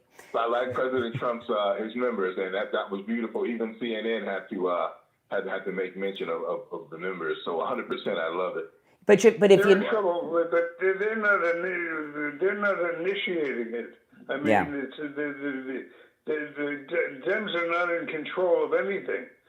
The communists have taken over their party, but they didn't design it that way. It just happened that way. And I mean, Chuck Schumer is anything but in charge right now. Mm-hmm. They're basically, their reign is over. They're finished and they know it. Yeah. They're embarrassed. Every time I hear his name, I think of term limits. Every time I hear that name of Chuck Schumer destroying New York. Mm-hmm. Oh my God. All right, hey Chris, thanks. I appreciate the call. Have a good one. All right, take care. All right, Steve, I'm going to put you and everyone on hold. The phones are ringing. The phones are ringing off of the hook. You know, let's take a moment, Steve, to talk about Dr. Gupta and Brighton Dental. Yes. Because you were mentioning him to me during the break, and I just say, we got a call the other day from Richie, and Richie made he made such a great point about Dr. Gupta. He's a long-term patient of Dr. Gupta's. He drives about 150 miles each way to see him because great work at great prices. And he was talking about how, he was talking about the office in particular. And he said Dr. Gupta has the most modern advanced dental equipment at his practice. But his lobby is, it's just an average lobby. It's not all fancy. You know what I mean? He spends his money on his patients, and that's how he keeps his prices so low and affordable. And I remember when Richie first went, what blew his mind is how Dr. Gupta continued to call him, not just the night of, but the days after, checking up on him to make sure he was okay. He's one of the doctors that really cares. There's no question of that. Yeah, he had a major, Richie had an accident, and he had gotten some of his teeth knocked out. Not because he mouthed off at somebody, but he fell and hit his face on something. And so it was an emergency procedure, and it was pretty intense. And Dr. Gupta did follow-up care with him, making sure he was okay, if he needed anything, even after the days and days after the procedure was done. And that's the kind of doctor he is. He cares about his patients. The way I put it, an old-fashioned family doctor at old-fashioned prices. And again, the one thing Dr. Gupta taught me is when you ignore dental problems, there's only one thing that happens. They grow worse, and consequently more complex, and consequently more expensive. The time to deal with it is now. Give him Dr. Gupta's number. If you have a dental problem, he's the man to call. 954. I've been my dentist for 15 years. Yep, 954-922-4633. 954-922-4633. That's 954-922-4633. We'll be right back. All right, Steve, I'm going to put you on hold, okay? Stand by. Okay.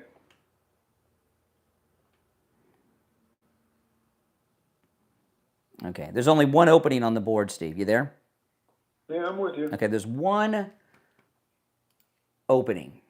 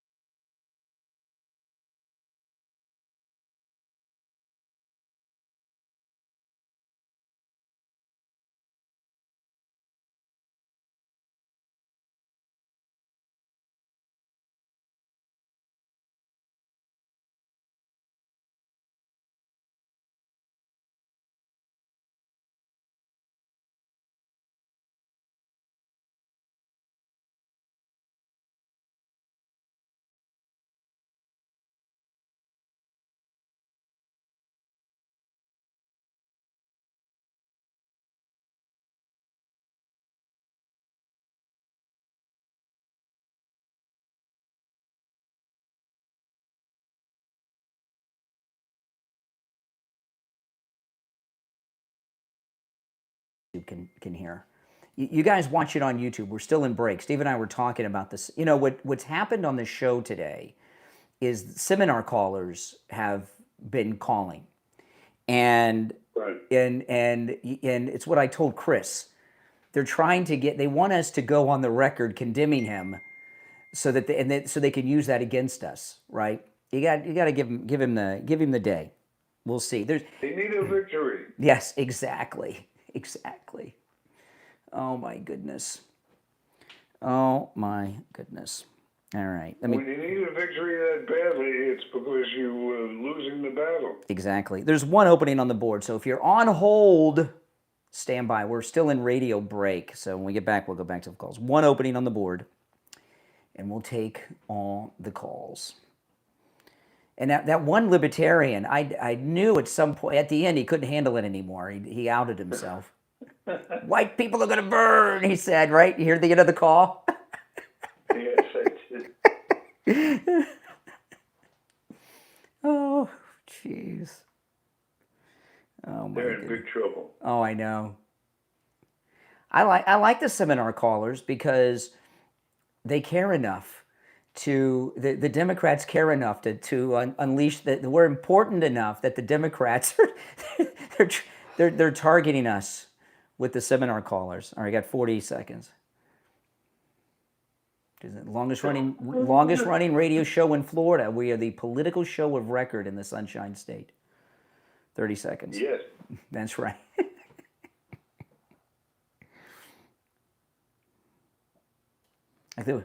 Things happen, you know.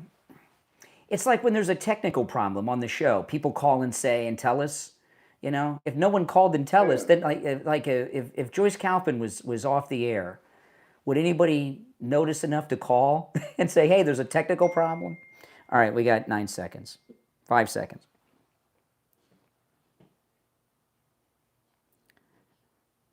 All right, we're back. It's the Steve Kane Show. I'm Brian. Steve Kane is here. Things are going so well, Steve, for our great MAGA movement. It's like a great, you know, you weren't with us yesterday, but there was a poll. I covered the whole show on it yesterday. President Trump has the highest approval rating of any two-term president in the 21st century. Among Republicans, there's been 3 two-term presidents in the 21st century: W, Obama, and Trump, right? And CNN, they did a poll of their own party. President Trump has an 83% approval rating of Republicans. Barack Obama, at the same point in his second term, only had 76% support among Democrats, the first black president. And that's really amazing. It shows that the war and everything he's doing is incredibly popular. And you and I were... He knows how to find the spots. There's no question of that. And you and I were talking during the break. The show has been targeted this week by seminar callers. And most of the callers you've heard today that aren't regulars, that are Republicans, are really Democrats, right? And the one guy that called me about the price of gas, he was just totally flipped out. You know, the price of gas is still lower than it was with Biden, but it's only $3 to $10 a month for the average American, an increase, who drives a lot. It's $3 to $10 a month. And this guy's trying to tell me it's $10 a tank, you know, or the libertarian from Delaware who called in and then after his frustration said, you white people are going to all burn at the end of the call right before 8 o'clock, you know? So, and tell me how you really feel. And, you know, and the seminar callers get very upset because, you know, I learned how to do this from you, Steve, but these guys, when they call in, you can tell from the first syllable what they are. Like that one guy that called in, it said all you white people are going to burn, that said he was a libertarian. I knew when I said, what's your name, where you're calling from? The first syllable, I knew he was a liberal. And then when he said he was from Delaware, I tested it. I said, oh, Joe Biden country. And he said, yeah, like it was something to be proud of. You know, and so I knew we were up against the clock till the top of the hour, but I knew by the end of the show, by the end of the call, he would expose himself, and he did. But, you know, but I was telling Steve during the break, I said, you know, I consider it an honor that the seminar callers are after us. And for those that don't know what seminar callers are, the Democrats have callers call shows to try to influence public opinion, and with their talking points. Yes, and they always call in as Republicans, but they're taking liberal positions on things. And I consider it an honor when they target us with it because, you know, this is the longest running radio show in the state of Florida. We are the political show of record in the Sunshine State. And the Democrats know it, and that's why they target us with seminar callers. But, you know, that's why I consider it an honor. Well, I'm looking at the board, Steve. There's only one opening on the board. Do you want to take some calls, or what do you want to do? Sure. All right, let's go. All right. You're on the air. What's your name? Where are you calling from? Hey, Brian, it's James from Texas. How's it going? James from Texas. It's going well. How you doing, Tex? I'm I can't tell you everything is everything. Man, I kind of woke up a little late, and I caught the show. I went back and looked at it and listened to the beginning of it. But what's the topic? Is it about the New Jersey. Whatever's on your mind. Was that on my mind? Okay. What's on your mind? You know better than I do what's on your mind. Man, what's on my mind is that this great awakening, this revolution, Trump is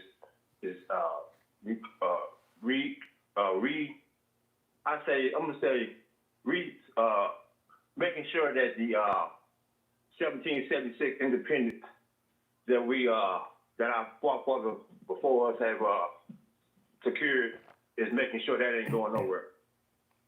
That's what he's doing for sure. He's firming up our country, fighting for America. He's what? He's fighting for America. Fighting for America. Yes. Right. Because if we understand that what he's doing, if you don't understand that, if you want to be free, you don't want somebody across the pond way over there controlling what we do because they control our leaders, then you don't understand what Trump's doing. Now let me ask you, James. An excellent point, sir. An excellent point. You know, James, you're a black man in Texas, right? Yes, sir. You know, yeah, that's right. And contrary to what Johnny Cochran said, I can tell by your voice. Remember, Steve, like getting a call from a black conservative would be like an annual event. You know, it would be very unusual years ago. And now... Yeah, a lot more than today. Now, the last two callers have been black Republicans, right? I mean, it's so... You know, and this is why the Democrats were importing all these foreign illegals. They've lost the black vote.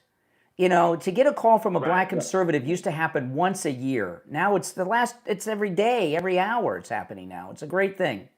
You know, James, welcome. You know why? In closing, you know why? I'm gonna tell what Brian just said. I'm gonna tell you why. Because my community, we have been brainwashed and tricked from the beginning. That's right. Because we haven't been taught to vote Democrat because our grandparents, our grandmothers, our mothers vote that. That makes sense. It doesn't. So now, when you got someone who can look through the mud and see that the Democrats are really like Obama selling us out. That's right. Okay, Obama. Listen, I gotta run, Texas. But welcome to the show and call us again sometime. He's right on the money. Hold on, Steve. Let me answer these phones. I tell you, they're I don't know. There's something going on here. Every line on the board is lit. Well, you know, Trump's responsible for that. I mean, Trump has won in the last election, won over the black vote. That's right. And it broke the back of the Democratic Party. And they'll never recover from it. They'll never recover from it. Well, never say never because you don't know things evolve. But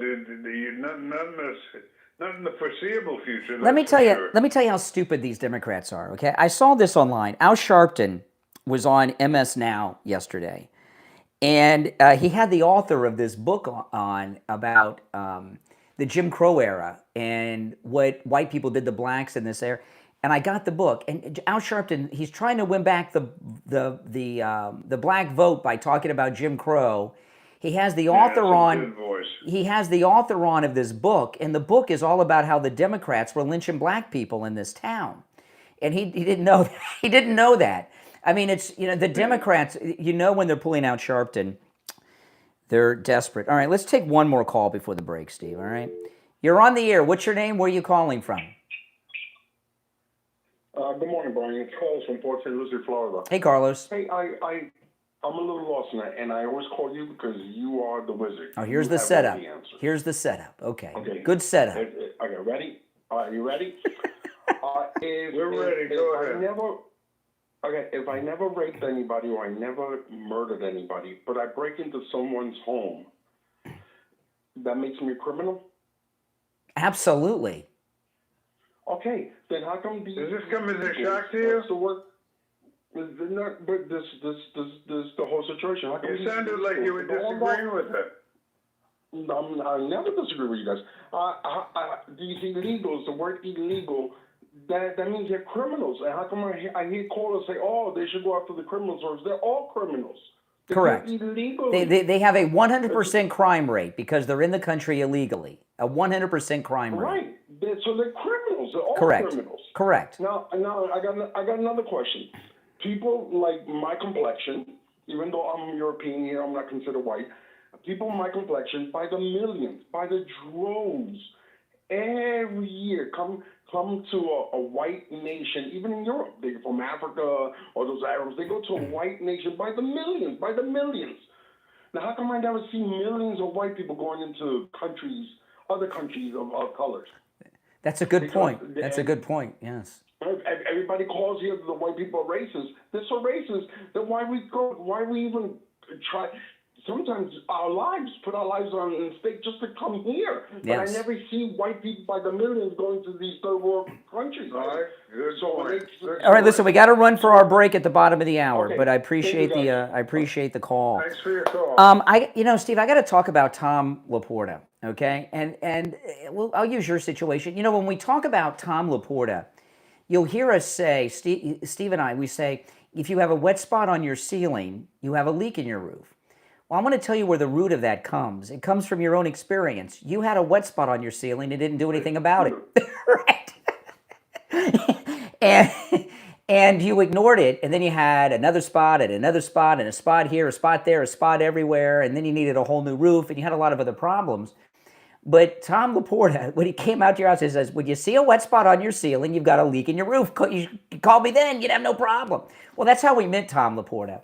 And if you have a wet spot on your ceiling, you do have a leak on your roof. And I want to tell you this.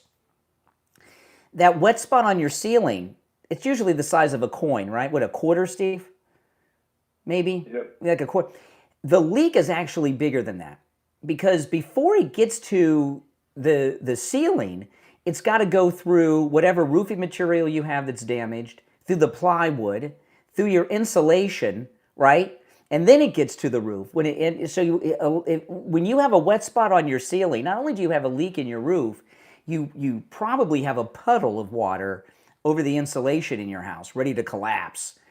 Tom Laporta, the tagline for Laporta Roofing is, Tom Laporta, he'll never sell you a roof you do not need. Have you ever heard another roofer anywhere in the world say that? They don't. And, Tom Laporta is a good MAGA guy. If you need a simple repair, he'll do it, okay? He covers both the east and west coast of Florida, from the Atlantic Ocean to the Gulf of America and everywhere in between. This number rings directly to Tom Laporta's cell phone. Give him a call, 954-604-4602. 954-604-4602. And online, LaportaRoofing.com. We'll be right back.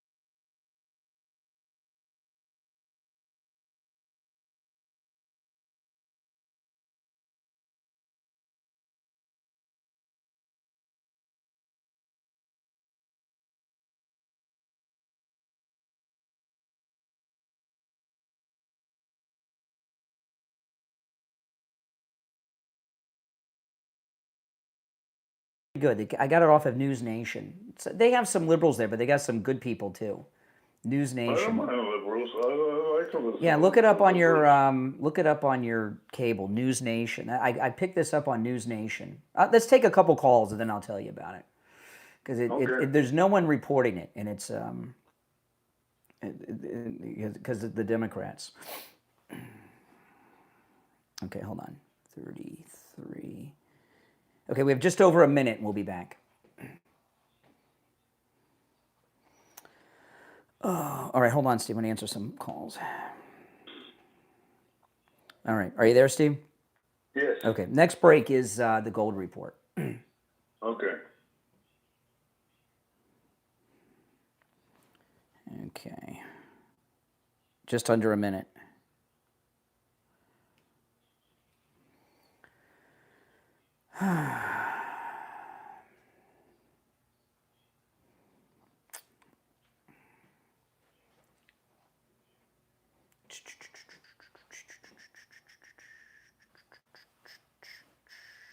Thirty seconds.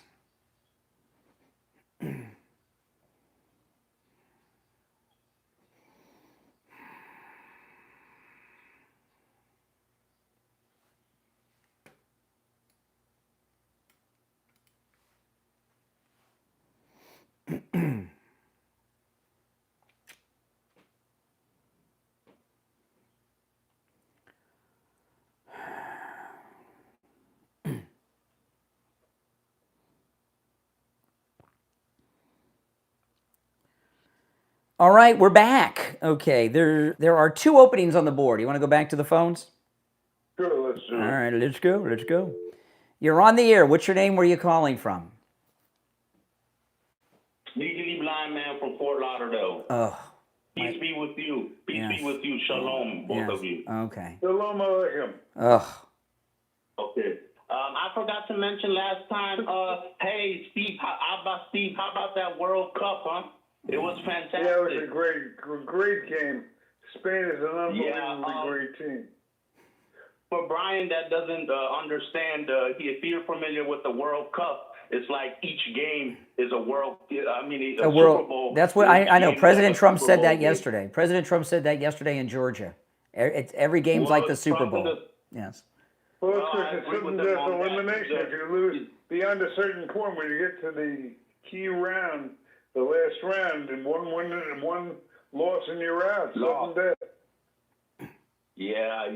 You know, I was wondering about Greg too and stuff. I never knew why I hadn't heard from him for a long time. He And did then something. you're- He you're- did something that I can't say. I'm not going to say on the air. I gave him a warning, I thought he. and he did it again. And yes. Can't You have good you ears. hate when you tease like that. Can't you give us a clue? Nope. He did one of those things that was over the line. I gave him multiple warnings, and he continued to do it.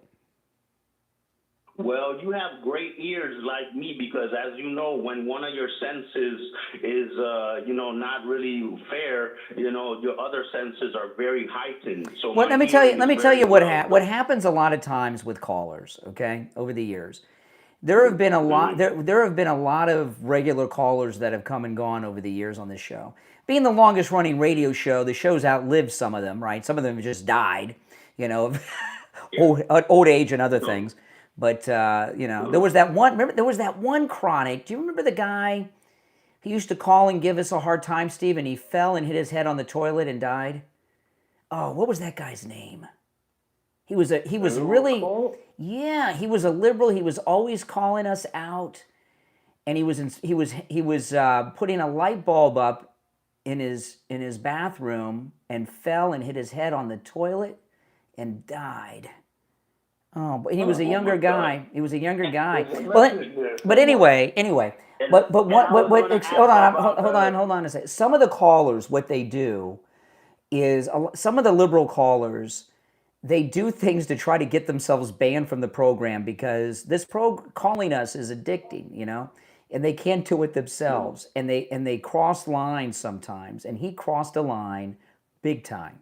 And I gave him multiple warnings, and he did it again. And that's when I said, "You and I will never speak again." He told you to shut up or something. He said, No, that was Yeah, Doc. I'm taking you off the air. Doc told me to shut up.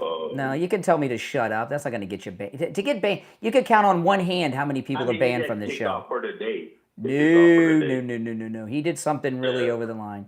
Anyway, thank you for your call. I can't. That's my least favorite caller. Is that guy, Steve? All right, Anyway. Let's go. You're on the air. What's your name? Where are you calling from? Good morning, Stephen Bryan. It's JJ from Mass. Hey, JJ. Hey, JJ, speak up. Hey, Steve. Okay, buddy, I'll speak up a little here. There you listen, go. What do, when I think about Mike Lindell, I'm not going to speak for everybody else, but I love that guy, okay? I think he's a good man, a godly man, and I think he knows Minnesota better than anybody. Don't you agree with the conclusion we reached about the Lindell thing is that it was a mistake? Do you agree with that?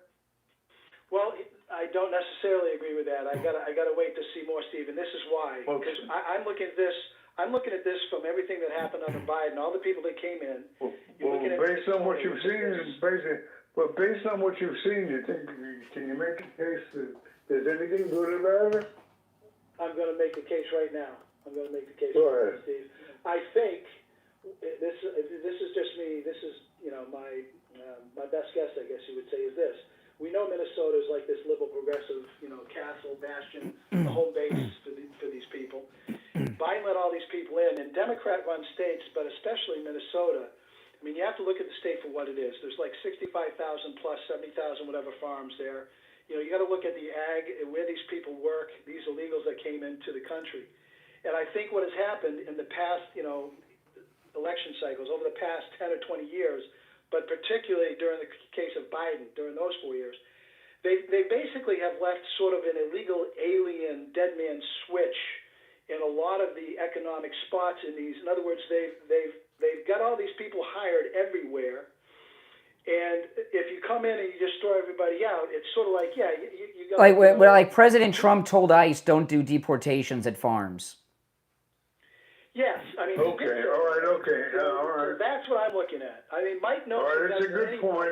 It's a good point. I appreciate your viewpoint. Look what does the media. Look at what. Okay, all right. So that was okay. Thanks for your call. All right, let's go.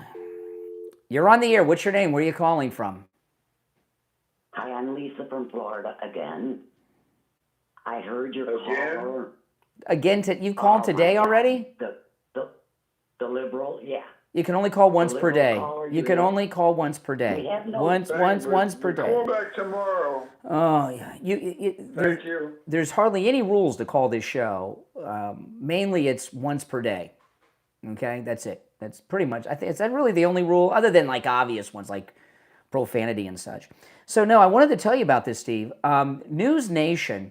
I watch News Nation because they cover a lot of crime, and I like true crime. When I'm not following like political news, I like true crime. Like this, that case with the black kid on the island. You were talking about the other day, and News Nation. Was there any closure on that? There's no closure, but there's an update, which I'll tell you about in a minute. But I've been watching a little bit of News Nation to get updated on that case, and there was an update that came out yesterday, which I'll tell you. But I caught a story that blew my mind. The Democrats are known for a lot of in the United States, the liberals want America to apologize for a whole list of things. Everything the left want us to apologize for, the Democrats did, right? All the lynchings were done by the Democrats, right? The Tuskegee experiments, Democrats. The Indian massacres of the 1800s were the Democrats. And many other things. But I learned on News Nation that there's been a recent Indian massacre in the state of Arizona by the Democrats. 2,000 Indians are dead or missing in the state of Arizona alone, and it's part of the Medicare, Medicaid fraud they've been doing. And this was on News Nation. The Democrats have this Medicaid fraud going on everywhere, right? The Leering Centers of Minnesota. In California, it was the hospice care centers with no patients. Right, those are the two centers of the. In Arizona, they've been doing Medicaid fraud with fentanyl, drug addicts. They've been scooping up Indians, getting them addicted to fentanyl, and then they get them on the Medicaid, and then they've been making money off of it. 2,000 Indians from this Democrat fentanyl fraud operation are dead or missing. And there was one of the tribe members was on News Nation earlier this week talking about it. And this is, you know, an Indian massacre done by the Democrats in 2025 and 2026. I was in shock, and no one's covered it. But this one story on News Nation. That's amazing. It's amazing. The amazing thing is that no one's covered it. Well, we're covering it, but us at News Nation. And the Democrats have all the Indian massacres of the 1800s were the Democrats. That's Andrew Jackson. That's why they wanted to take Andrew Jackson off. You know, we have the Lincoln Day dinner. They have the Jefferson Jackson dinner, Andrew Jackson, and they wanted to drop Jackson. And the Democrats have been trying to drop Andrew Jackson from everything because of the Indian massacres. And now we have this new one. And I don't bring that up as a joke or as a punchline or to attack Democrats. I find it appalling that this massacre has happened and no one's reported it. And, you know, they just had that movie with De Niro and Leonardo DiCaprio. Scorsese did a whole movie about an Indian massacre around 1900 that the Democrats did to get the land because it had oil. Oil was discovered on Indian land, so they massacred a bunch of Indians to take the land. This just happened. 2,000 Indians have been killed or are missing because of this Democrat Medicaid fraud. No one in the conventional media has spotted that? There was one segment, it was about 2 minutes long on News Nation I saw this week. And, but I mean, the mainstream media. No. No one. Nowhere. I can't find anything. That's bizarre. You know, no. And you guys can look that up. I did tweet the story on my X and share it with everyone. We got to take our break, Steve. It's the last break of the day. We'll come back from the gold report and we'll take some more calls. And there was an update on that story with the black kid who died on the island. Off of what was it, Mississippi or Louisiana? It was one of those. I think it was Mississippi. Mississippi with all the white kids. There is an update I'll tell you about. But let me put you on hold. We'll be back with the Gold Report.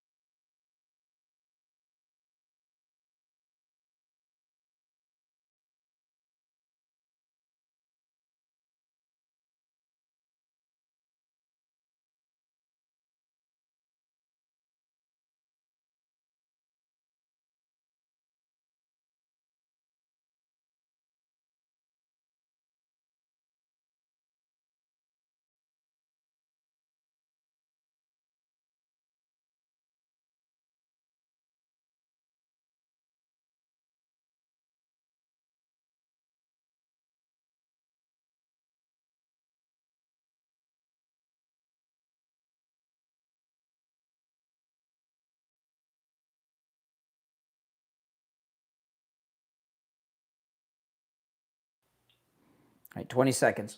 Okay.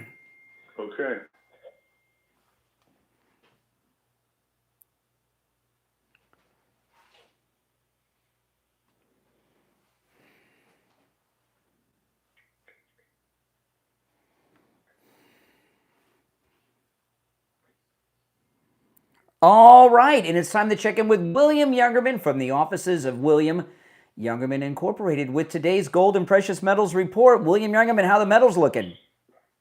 Metals a little bit down today, giving us a buying opportunity after the nice recovery we've had since last week's lows. Gold, which got under 4,000 last week, has recovered yesterday, gaining another $52.70. Wow. But at one point yesterday, gold was up to $41.67, which was up over $100. But it did gain $52.70, closing out the day at $4,129.40 the ounce.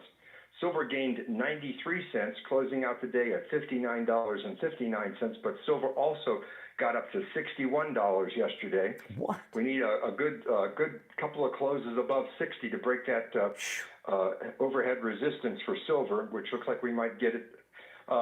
Platinum gained $14 yesterday, closing at $16.37. Palladium was up $15 at $12.76. Overnight, we saw gold trade in a range of $4,064 on the low, up to $4,142. And right now, gold's at $4,068. That's down $61.40. Silver down $1.69 at $57.90.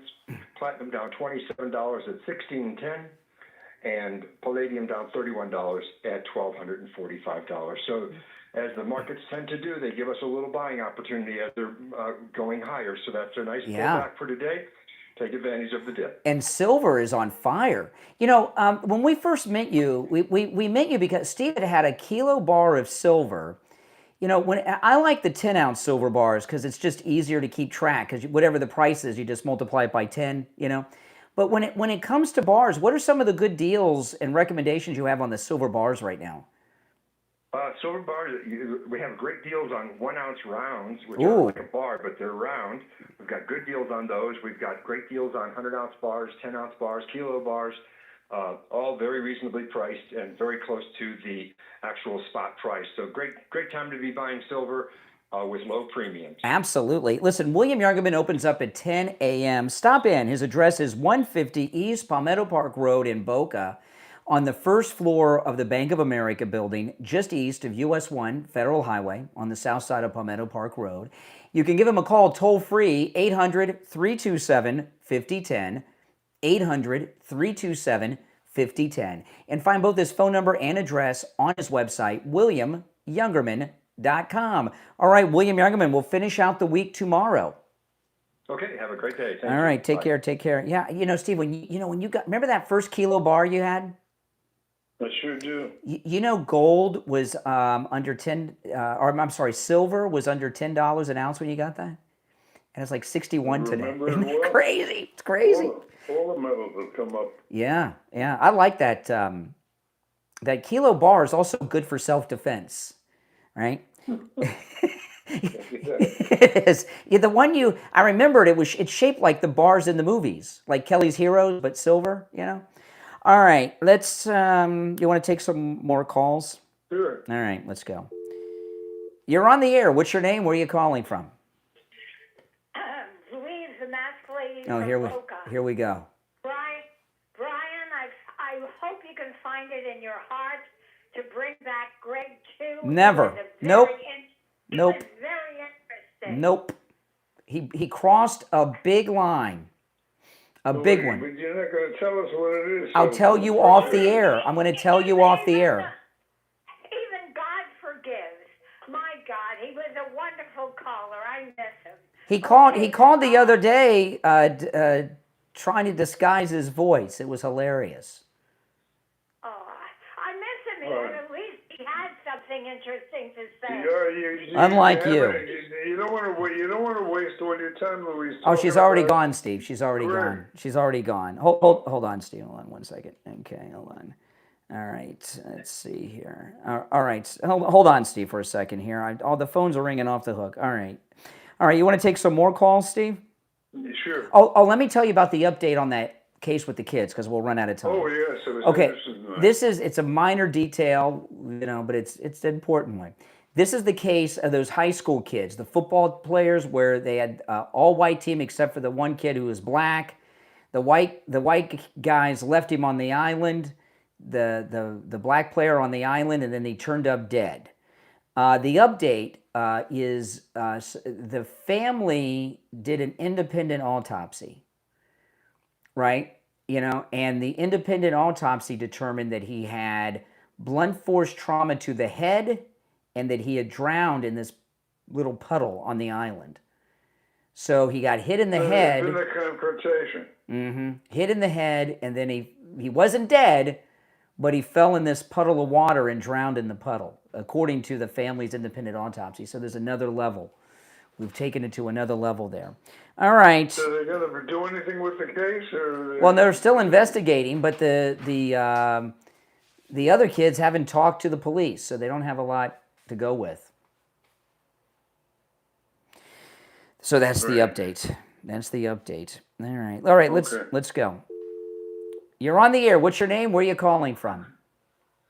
Brian from Deerfield. Hey, Brian. Hey, Brian, what's up? Steve, how are you? Well, the last story that you just mentioned about this potential massacre of Indians, like 2,000 in total. It's big. Where's all the investigative journalists out here? I know. This is tying in with the huge fraud that's going on in all these government programs. Are we saying that this is extended now to it's okay? See, here in Florida, our Indians are rich. Wow. You know we have the Seminoles. They're so rich. The Miccosukees, they're right behind them. But out in Arizona, they're dirt poor. Oh. You know, and so they've taken these Indians, got them hooked on the fentanyl for their Medicaid fraud, and 2,000 are dead or missing. Right. And I don't have any more information than that because I just saw this woman from the tribe, a real Indian, by the way, real Indian from the tribe, talking about it on News Nation for 2 or 3 minutes. And to me, it's one of the biggest stories. Democrats did that. Well, I think so, because you're talking about the fraud going on. Are we saying now we're actually leading to a massacre of a people to cover this?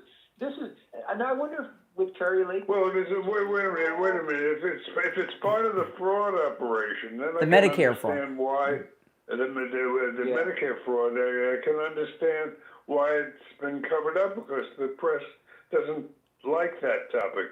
Because they sure don't. It goes against the Democrats. Well, see, News Nation, they do a lot of true crime, so this kind of fits. It was done by, the story wasn't done by their regular news people. It was done by one of their true crime reporters that covered the story, and they were in studio. You know, with the history of the Indian massacres that the Democrats have committed, to me, it makes it a big story. I think so. This whole fraud story that's going on is huge. Now, we can link this now to people being massacred to cover up this. Yeah.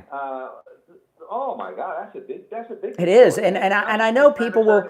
I don't want anyone to think I am not exaggerating the story. If anything, I'm downplaying it because I don't have any more specifics, right? Right. Well, like you say, it's a different Indian group. They don't have the political power and maybe the financing to defend themselves against this. But that 2,000 people disappeared or dead. This and they're all Indians. All Indians. Yeah. And all in Arizona. Yes, just in Arizona with this particular Democrat Medicaid fraud. And the fraud that, sadly, the Native American population have a problem with the substances, the sauce, So there's the scam. The Medicaid scam fits the city. Hospice in California, Leering centers in Minneapolis, and with the Indians of Arizona, it's drug treatment fraud. So now they're preying on a group of people who are vulnerable to this, and now maybe to cover this up, we're going to just I think you guys, Brian and Steve, you just broke a big story. I'm glad you got it on the air. Well, what I'd like to do, what I really would hope is someone would get it to Mark Wayne Mullen, who's an Indian himself. Mark Wayne Mullen, the homeland, is an Indian. He is a real Indian. Okay, his house is on Indian land. He has his house is on Indian land that was given to his family by the U.S. government before the Trail of Tears. So I mean, he's the real deal, not like Elizabeth Warren. Well, I think you did a great job on the World Cup security and stuff like that, but this would be a big story to follow up. And Take care, man. All right, you take care. Yeah, hearings. I like to see arrest. All right, let's go. Take another one here. You're on the air. What's your name? Where are you calling from? You're on the air. Once, twice. All right, you missed out on your chance. Now, tomorrow, guys, can you believe, Steve, tomorrow is Friday already? So I can't believe it. It sure does. Now, tomorrow's Friday. Friday on the Steve Kane Show is open phones. We call it Open MAGA Mike Friday.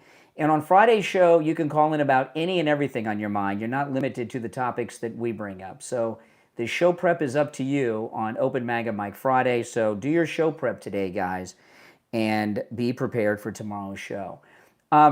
But Steve, everything that's going on around the country so far as election-wise is all going in our favor. I was talking earlier that the Democrats are trying to lose the midterms because that's the only way they can. I don't think they're trying. I think they just are powerless to stop the left-wing part of their party. Well, they're trying to purge themselves of as many of them as they can, and hopefully they do. Well, how are they purging?